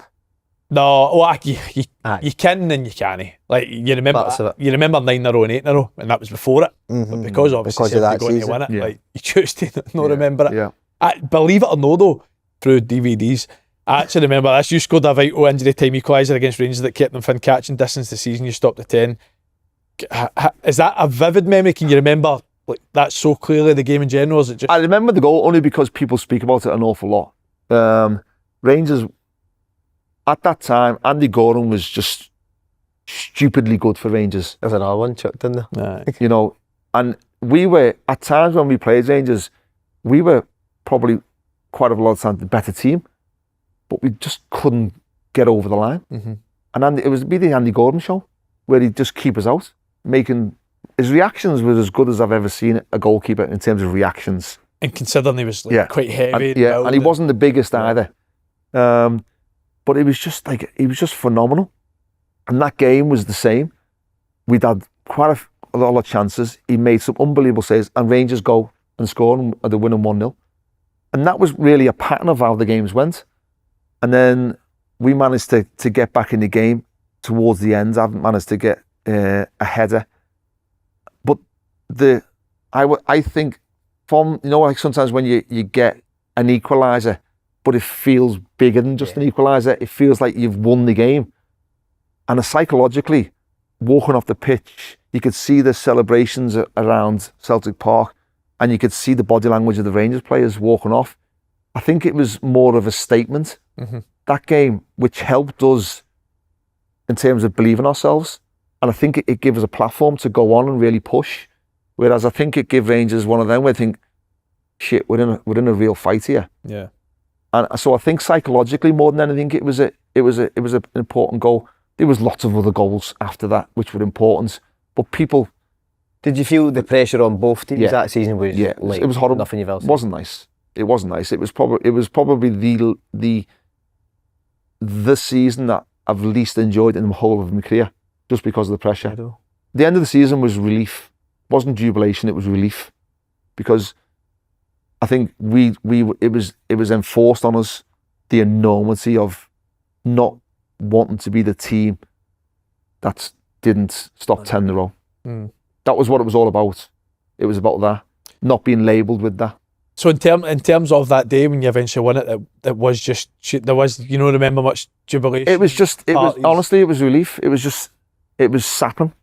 It just sapped the energy out here. It wasn't like, obviously we were jubilant and celebrations, but you got back into the dressing room to a certain degree, and it was like, thank God for that. Because it was just every day. What it was. It was. If it wasn't the back pages, it was the front pages. It wasn't the front pages. It was the telly, 6 o'clock news. It was just constant, and that's why, you know, as footballers, like, you obviously live to play under pressure, but that was a different type of pressure. It was so intense. It was a fear of not losing. That's what it was. Every game was a fear of not losing. You know, which is not what you want to play football in. Yeah, that's insane. It is mad. See, when you think about it, like stopping 10 in a row, like you said, there is so much pep, but it is mad that the emphasis on 10 in a row, how big it is. like how big it actually is, just because, like you said, nobody's ever done it, 9 in a row. You then look at the players they're trying to stop doing 10 in a row, and amongst that is genuinely incredible achievement. Stubbs, is the Old Firm the best atmosphere you've played in? Yeah. It was. I think obviously I've played in a couple of derbies. In terms of the Merseyside derby, is personal to me. Yeah. So therefore, that will always be right up there, because it was something that as a boy I wanted to play in, and I dreamt of. But the Old Firm was just, in terms of ferocity, hatred, atmosphere, hairs in the back of your neck, was incredible. At both venues as well. Amazing. You know, not just the Celtic Park, because they're both probably horrible. They're both horrible, you know, because it's not necessarily, it's just about winning. It's not about potentially performances. It's just about winning them games. Do whatever you've got to do. Play crap and win. Play great and win. No one's ever going to look back and go, oh yeah, that was a brilliant performance. They look back and read just the result. Well, unfortunately, Stubbs, we need to bring up your old side, Hibs. They suffered a heavy 4-1 defeat to Falkirk on Saturday, who are now breathing down their neck in the league with only 2 points separating them. How impressive, and obviously Falkirk beating Hibs in the context of the league at the moment is not a massive shot, but it's how they done it, isn't it? The 4-1, the goals they scored. Where do you think realistically Falkirk could finish in this season? Do you think it is just about top 6? Top 6. Yeah. Aye, top 6. That's a remarkable job on its own, isn't it? I just think that Falkirk have shown, especially in the last few months, that if they're really on it and you're off it a little bit, they can produce that sort of performance. So, listen, I think Dave Gray, you could tell in his interview after the game, couldn't you, how frustrated he was with the team off the back of losing the cup game and going out to Dunfermline, which was obviously a big game for the fans, because you're looking at Hearts doing so well. You're looking at where's that chance of silverware going to come from, out the Premier Sports Cup to Rangers. Dunfermline away, yes, it's still a difficult game, but one Hibs and Hibs players would expect to go there and win, to come out of that and then follow up with a 4-1 away at Falkirk. It's difficult. Really I don't think it should be. But is there pressure on David Gray? I don't think there should be. Well, you said, is there? There seems as if there is a bit. I think it's crazy, given how he done last year, obviously getting third. I actually think they've recruited really well. I think they've got a good squad. But is that why then? Probably comes from the fact that Hearts are top of the league. Doesn't it? Yeah. I don't think you talked about the emphasis on stopping 10 in a row. The pressure on David Gray now because of how well Hearts are doing. I think when you look at it, you know, realistically, what is a good season? I think that's what you've got to look at in terms of with Dave right now, and in terms of, I think the main priority is they want to finish in a European place. You know, have a good run in the cup. Unfortunately, that hasn't happened. Therefore, they're still on target to achieve what their main goal was at the beginning of the season. You know, whether that's finishing 4th, whether it's finishing 5th, it's with Hearts being number 1, it's more pressure, and probably, if anything, for Dave, it's the worst case scenario. Yeah. You know, so you can't judge something just because another team's in a higher position. You judge Dave on where realistically Hibs fans think Hibs should finish this season. Yes, they've had a couple of disappointing results, you know, but it's all about finishing the league strong, and if they do, then they still are going to achieve what they've set out to do in the beginning of the season. He shouldn't be under pressure. Yeah. If you said that David Gray was 9 points behind Celtic in January, you think it's an incredible season. It just sums up the league in general this year. It all determines what narrative you're prepared to look at. You know, when you look at it that way, he's doing a good job. But then you look at them to Hearts. Yeah. His performance has been good though this season. Even the wins, are playing good football, is the style good? I think I actually thought it got better for a stage. I thought at the start of the season was really slow. I don't know how much Europe kind of played a part in that, but start of the season wasn't all that great. But I think for maybe September up to maybe 3 weeks ago, I thought they were playing some right good stuff. Went on a really good run. Yeah. Obviously got some big results within that. Obviously the derby against Hearts was there was 3 wins in a row, and then obviously it was Aberdeen away, win it, Hearts at home. Right, and then they drew with Motherwell, which was a good game. I thought Hibs were good that game. But they're going through a spell that every single team in the league's went through, other than probably Hearts. So it's to say be under pressure would be mad for them. I totally agree. But it seems as if you think, No, I don't. You signed him, didn't you, as well? That was it. I did. He was my first signing, Dave. Was it? Yeah, you still keep in touch with him now? I speak to him. I haven't spoke to him recently. I've seen him when I've come up a few times, and he's a great lad. He really is, and I hope he will do. He will carry on. I think it's a tough role for him as well. You know, from being, in terms of how he sits amongst the fans, to take over that, and suddenly he could be looked upon as something different when he's being Sir David Gray. Yeah. You know, and then suddenly when you're in the hot seat, you're back to being a normal person because people are judging you now as something completely separate. And I think he's done that well in the short term. And I think they are progressing. But I think it obviously, because of where Hearts are, it's putting an added pressure on his job, which he shouldn't do. But obviously when you've got a rivalry that's doing better than you at this moment in time, it's never easy. So you take it away, it's going to be a real This tough is- next This is 30 minutes amazing. for me. 30 minutes? Honestly, this must be the 20th guest about this Scottish Cup, man. Honestly. We actually can't believe 10 10 years years, ago. aye. That Scottish Cup, that's Yeah, unbelievable. 10 years ago, yeah. You talked about heroes 10 years earlier, ago. your wee Pence's hero behind the camera. An absolute icon, though, innit? Bringing the Scottish Cup, mate. Mate, but bringing the Scottish Cup back to Hibs after 114 years, it's unbelievable, mate, innit? It was at the time. It was, you know, it was one of the, I did my first 2 press conferences in each year. I used to always, I forget who it was, but it was the press fella, and I used to say sarcastically, "It's going to be the year, Al." And you know, like when you look at someone and you go, "You little shit, yeah." My response was, "Well, someone's going to do it. Mm-hmm. Whoever that is, I don't know, but someone is going to do it at some point, whether it's in another 100 years, but someone was, I think, going to do it." I said, so why not? And obviously I thought that was the best answer to give at the time. But in the first season, did I think we would do it? No, because we didn't have the squad to do it, or the team. Mm-hmm. Second season, I had more belief that this team was, well, it was a Premiership team in the Championship, you know, and so that proved along the way. Did I think we were good enough to win it from the very beginning?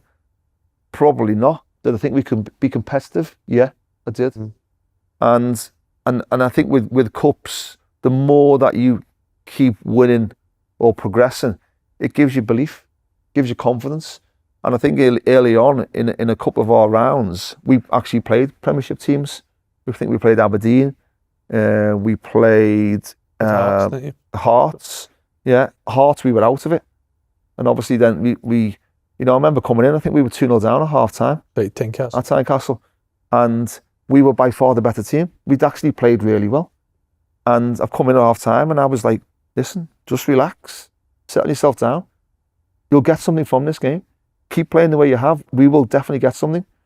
And then obviously we scored at a good time. Was that Cumming's header? Yeah. The hand And then hand. Gets a great header. Yeah, That one. it does.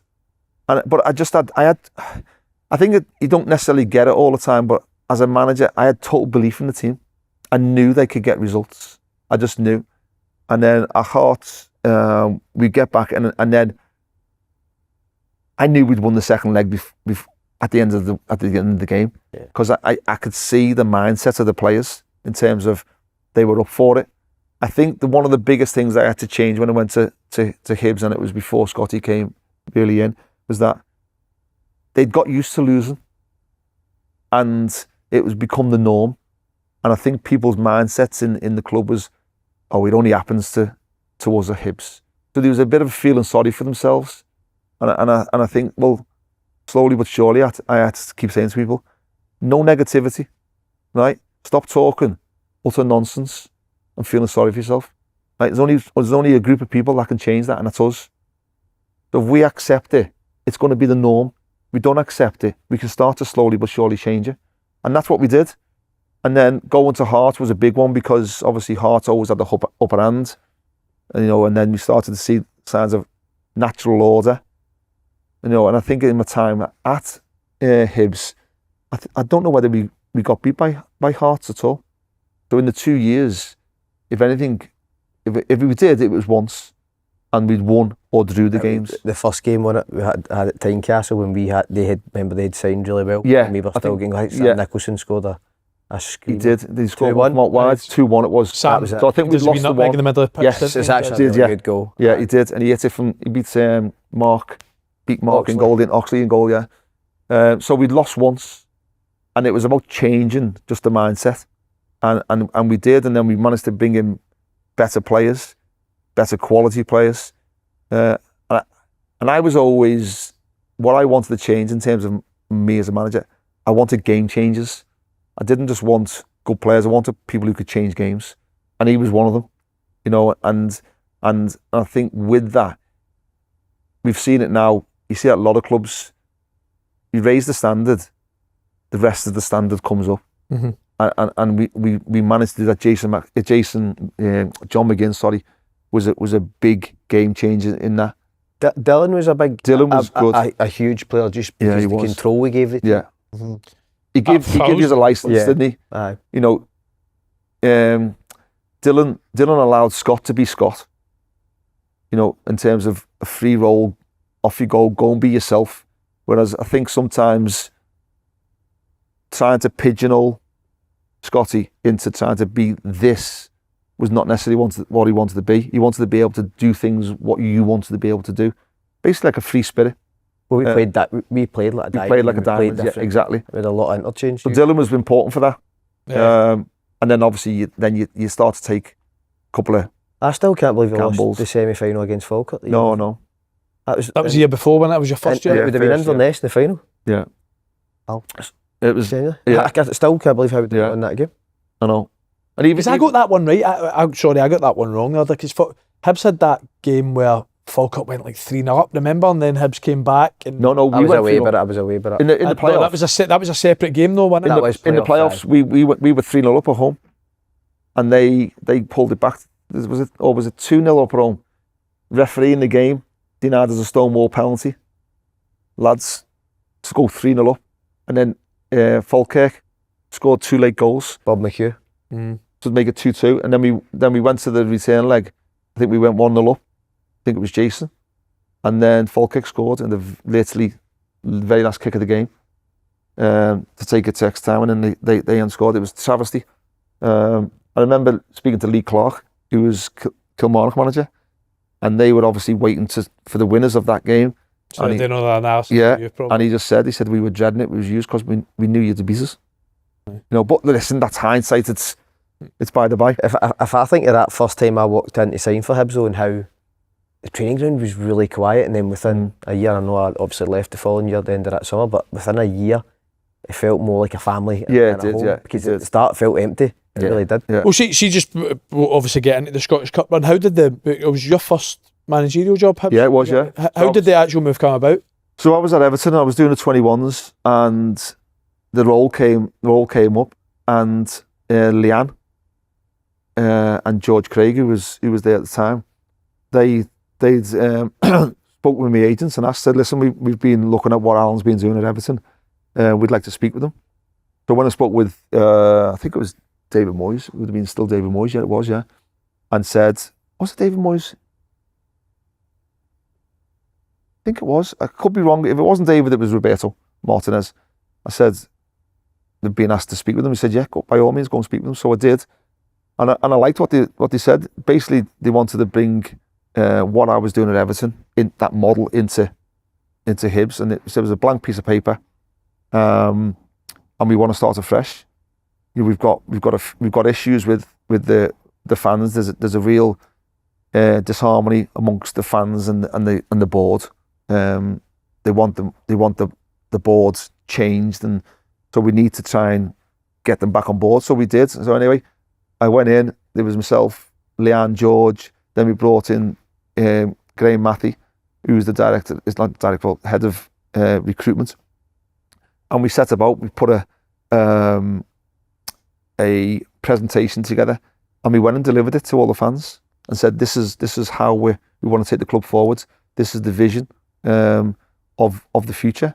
And slowly but surely, they got on board. They bought into it, and we started to move that little bit of discontent away from the fans, away from the players, and we started to get results slowly but surely, and started to build a bit of momentum.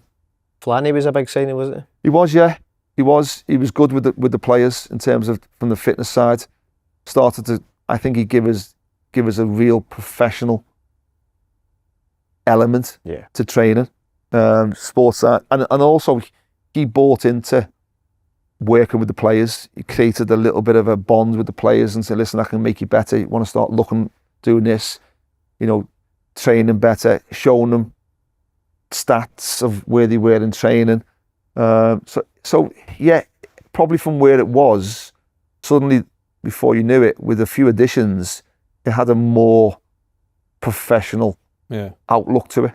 So just getting back to the Scottish Cup run, obviously we had the African Cup of Nations last week. Brahim Diaz digged a penalty. I'm sure you know where we're going for. So Jason Cumming doing that in the semi-final. Can you remember your thoughts and feelings at that time as soon as he done it? Didn't see it. I'd gone in to go to the toilet. Did you? Yeah, I'd gone in. No way. Yeah, and I went in. I quickly had to go to the toilet but away. Done it, and then next minute I heard a cheer when I was in there. Obviously, must have been when they got the penalty. And then I'm having a wee, and then the next minute I'm trying to get out as quick as, and as I'm running down the tunnel, just before the doors, he's missed it. And as I've come out, like I've seen us like coming back, and I've gone to like my assistant and said, "What's happened?" He went, "You won't want to know." And I went, "What's happened?" He said, "Jason's just done a Panenka and chipped it over." And I've gone, "You're fucking kidding me." And he's gone, "No."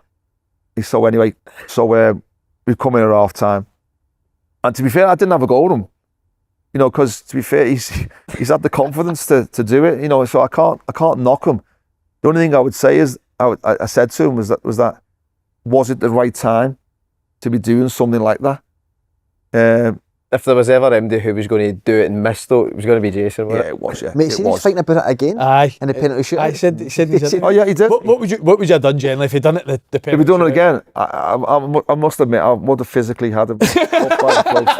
The penalty hit to win it was terrible. Yeah. Once is bad enough.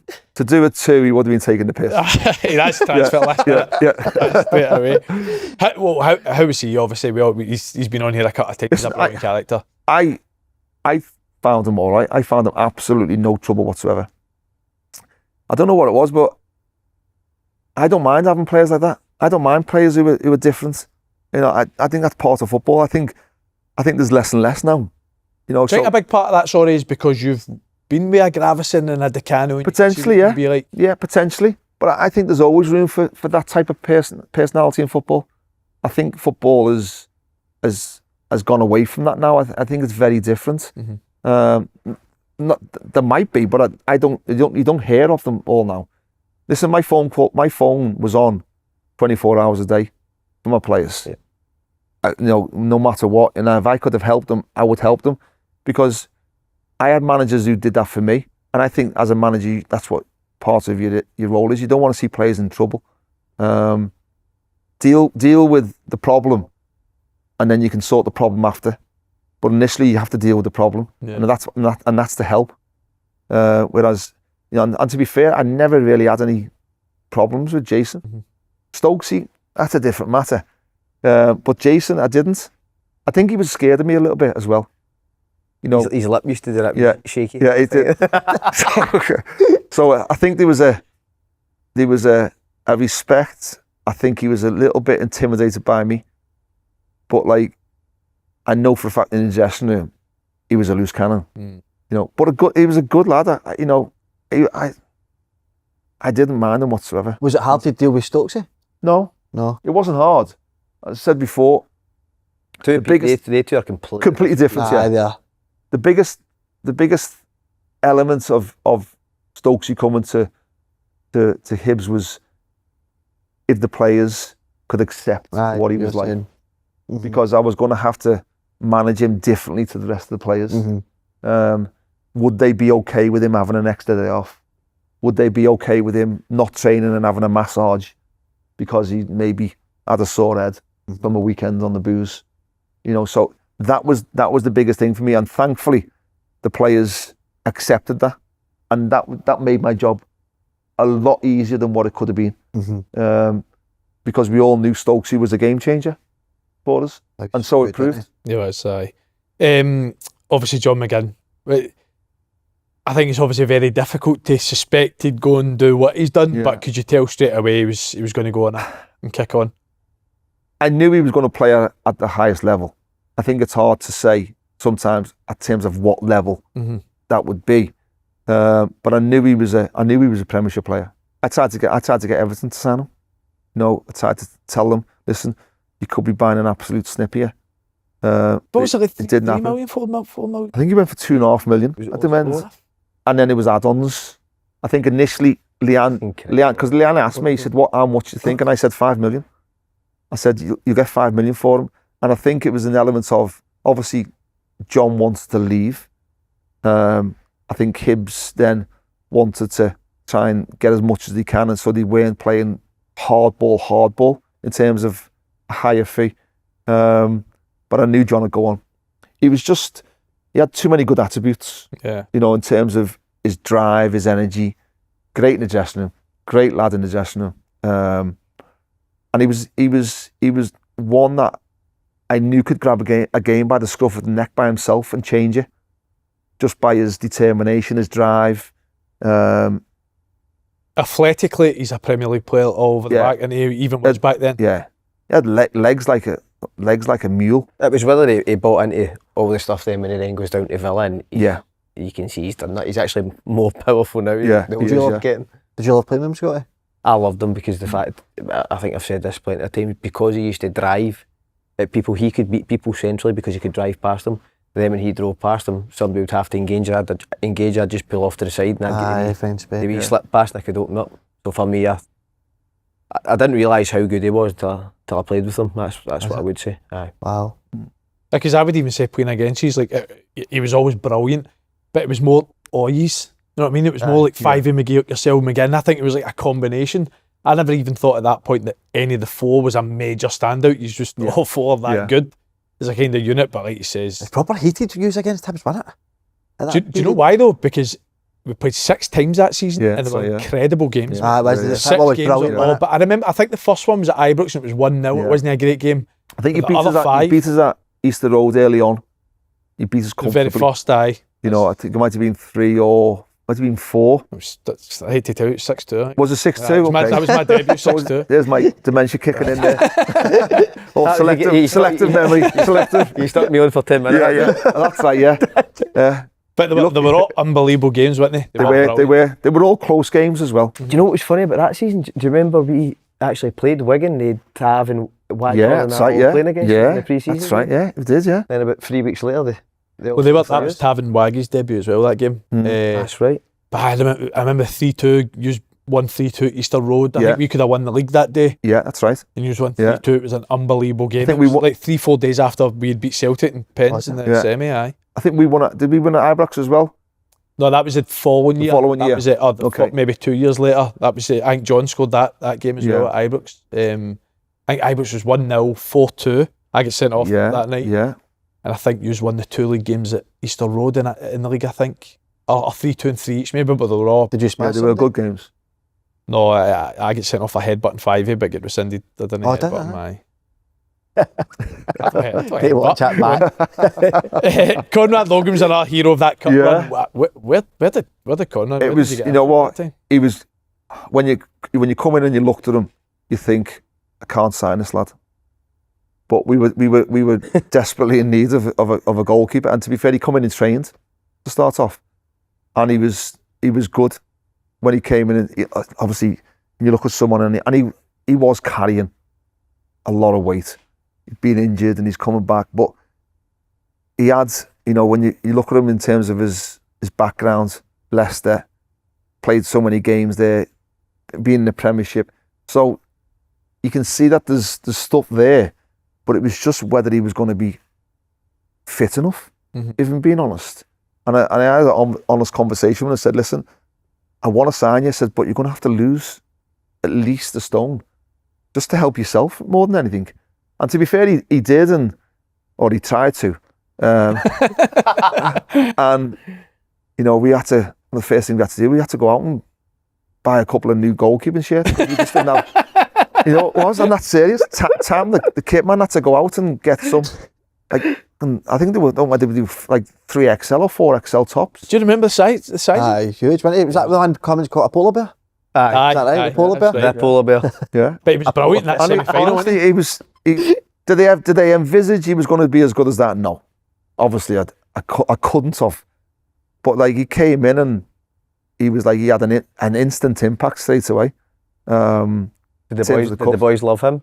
They did. He was a great lad. I think in terms of the dressing room, really good as well. And he was a good trainer, but he just couldn't. In terms of that time scale to try and get him to lose as much weight as we possibly could was a big ask. And to be fair, he tried and he did lose. But I was just concerned he was just going to break down and we'd have no one. And I had to take a gamble. It was shit or bust in a way a little bit, because there was just no one at that time where we needed someone. I think Mark Oxley got 2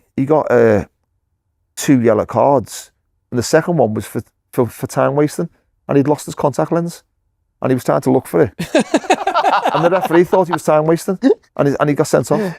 I've never even heard of that. So, as Slaney said, like both his Rangers and Hibs, that you had, it was a brilliant rivalry. Do you actually think a lot of that stemmed for the Scottish stuff at the start of the season, or do you think it was just obviously where both teams were at that point in time in the league? I think maybe it was from where both teams were. Obviously, the situation with Scotty probably didn't help in terms of the relationship between the two clubs, because Leanne was on board, and I completely get it as from a player's point of view, and I felt for Scotty at the time, but I was making a decision from a club's point of view, and probably a little bit personal point of view as well, because I knew the importance of him. So I wanted to try and keep him as much as I possibly could, but I understood that he wanted to go to Rangers because obviously he was a Rangers fan as a kid, and I got all that. But it just become difficult because obviously our relationship, I think there was still the respect there, but Scotty was desperately wanting to go.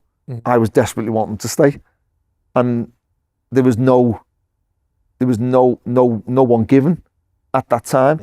And that would have been really frustrating for Scotty, but not for me. And I think with Leanne and George really backing me and saying, listen, under no circumstances I can guarantee you will he be sold to the Rangers. That probably wasn't what Scotty wanted to hear.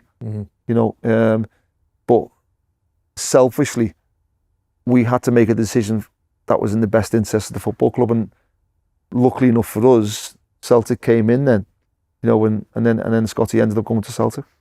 How do you remember that kind of? So it must have been hard for you for a number of reasons, because you had a good relationship with Hibs and the club in general as well, didn't you? And we were on the phone every day talking about Stubbs is a prick, that. How many years ago was that? 10? 2015. 11 basically now. I think it was quite obvious at the time. We've spoke about it plenty of times. I think when that team comes in, because at that time it was only Rangers that had registered interest in Wigan. Yeah. I met Gary Caldwell, met him in La Manga, didn't we? Yeah, that's right, yeah. And swift back to Hibs after that. But obviously for me, growing up Rangers fan, that's where I wanted to go. And you get released from West Brom, come back up the road, you don't think you're going to get that opportunity. Again, I think that was the way I was kind of looking at it. And then Celtic came in, and that was indifferent. But from Hibs' point of view, I understand from a club you have to protect yourself. I think that first and foremost. When you get older, you understand that. But me, selfishly, it was that was what you were wanting to do. What would you have done if you were Scotty? Celtics came in for you at Hibs. What? I'm fucking straight there. Celtic, you mean Rangers for him? Not for him. We only got Rangers, no way. Right, Stubbsy, talk us through it, mate, the final. You know what? It was. I had a decision to make on the day of the final. Dylan McGeoch had come off the week before, and it was actually in the playoffs against. No like him, eh? No, not like him. Oh, he'll be raging at that. No. I'm glad you said that, not me. Because I'll just agree with you. It was between him or Dave who was coming off. Yeah. And so he'd come off, and we thought he was going to be in trouble for the final. And it wasn't as bad as what we thought, or he thought. I think Dylan was a little bit, in terms of fragile, in terms of psychologically, in terms of injuries, because he'd had a few problems, and he doubted himself sometimes, whether he was going to be able to get through a game. And I pulled him in the morning of the final and said, listen, come on, let's go for a walk. And we went outside and had a walk, and I said, listen, I need you to be really honest, and I probably need you to make the most unselfish decision of your life. I said, are you fit? And he went, yeah. I went, no. I said, are you fit enough to get through 90 minutes? Because if you're not, you might let the rest of the team down. And he went, no, Gaffer, I said, I promise you, I can get you 90 minutes. I went, okay. I said, are you sure? And he went, yeah. So for me then, it was an easy decision that he started. But I wanted to look in his eye and see whether he could guarantee me. Now, obviously, you can't. There's no way you can guarantee anybody anything. But I needed to see what his state of mind was, whether he looked nervous about it or whether he was like confident that he was fine, and he did. So we started him, and I don't know what it was, Andy. The game is that I just had a funny feeling that we'd win. I just, when people have premonitions and stuff like that, I just thought we'd win. I knew it would be a close game because the games had all been close all season. So that pointed towards it being a close game. And then we've obviously started the game well. We've obviously gone in the lead, and then Rangers then pulled it back and then quickly went 2-1 up. And I just felt at that point, I just got a sense of that Rangers thought that was it. They'd won. And then after that, we got a little bit of a lift, and what gave me the confidence was that the team kept driving forward, kept taking the game to Rangers, whereas they weren't feeling sorry for themselves. And I actually didn't have a clue in terms of the time of the game. I was just wrapped up in the game, didn't look at the clock or nothing.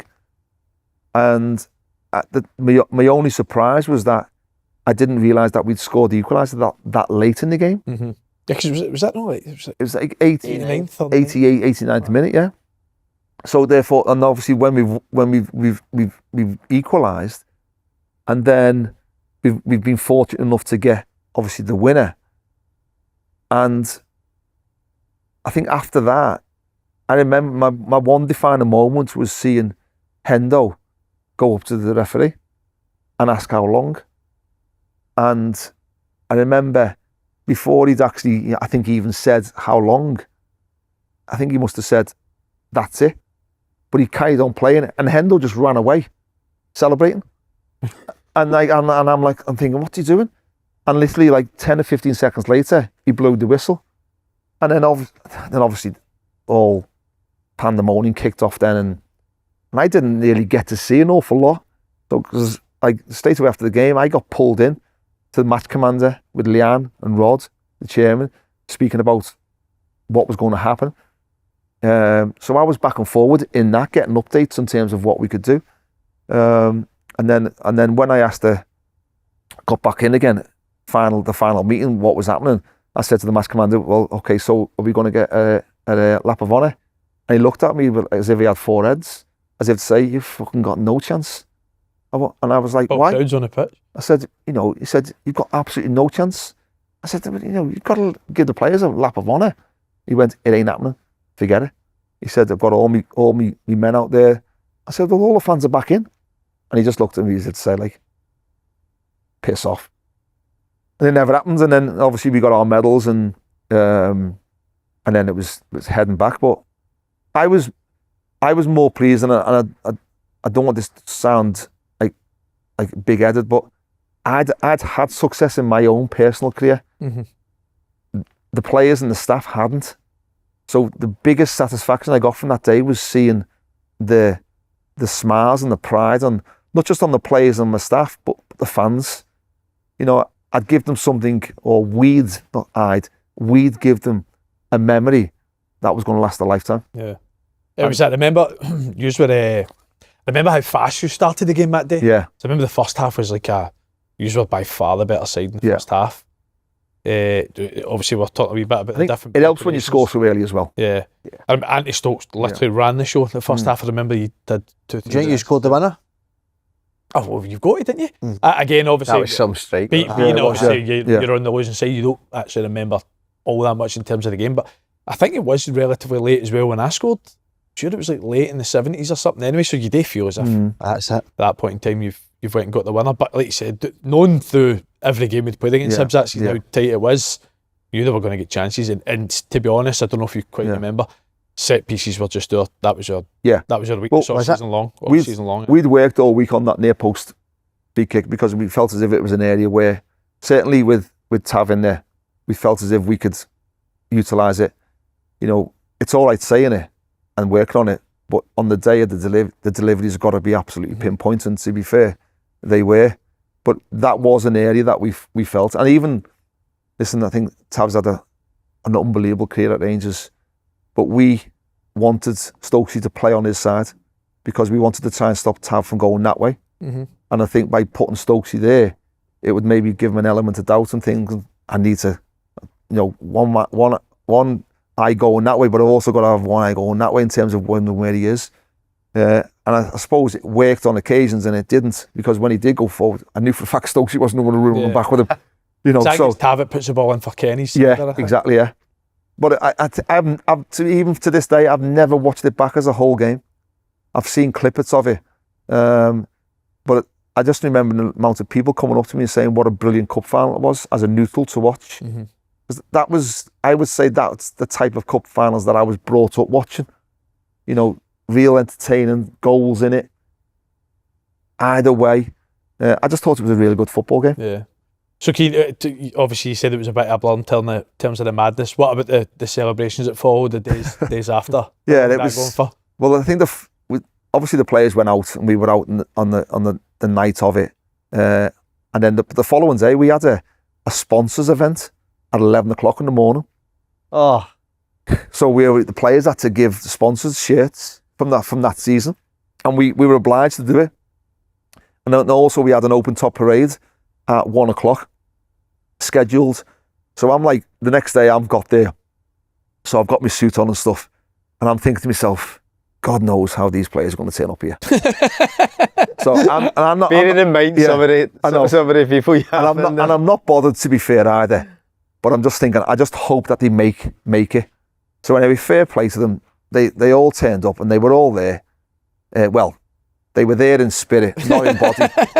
And I seen John McGlynn turn up, wasted. Martin Boyle, carnage, wasted. Yeah, Jason, wasted. But they were all like laughing and joking, and to be fair, it was all tucked the way it was. I think everyone was just in such a good mood. We went up, got it all done, and then we just headed to the town hall to get an open top bus.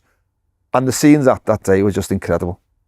Ones that'll live with me for the forever. Mm-hmm. Just in terms of seeing the amount of fans lined up, Princess Street, all the way down. I remember turning around, and my one real lasting memory of it is I turned around and looked back the way from where we've come, and the whole of the street was just full of fans, and it was just incredible. And I think that probably hit home in terms of the enormity of what it meant to the club, with the history of not winning it, getting there so many times and not being able to get over the line, and just to be able to do it. It's like, I think with football, it's like we all have memories, good and bad, but to look back on that day, it was the perfect ending, really, and I remember that after the game press conference, walked in and I was looking for that same reporter that used to say to me, "Is this the year, Alan?" And I knew he was there, and I remember, and I went, "And you can fuck right off now." But no, it was great. Fortunately, obviously a sound moment for you in terms of the side, but you would have been there. You've obviously won. Enough to realise what it. There's no better feeling than winning, especially in cup finals. There's no better feeling. There's something about cups, even in the league, because it's stretched out, doesn't give you the same sense of enjoyment winning a cup final to win the league. It's different. The romance of the cup is unique. Stubbs, you've been absolutely brilliant. Thanks for joining us. Thank you.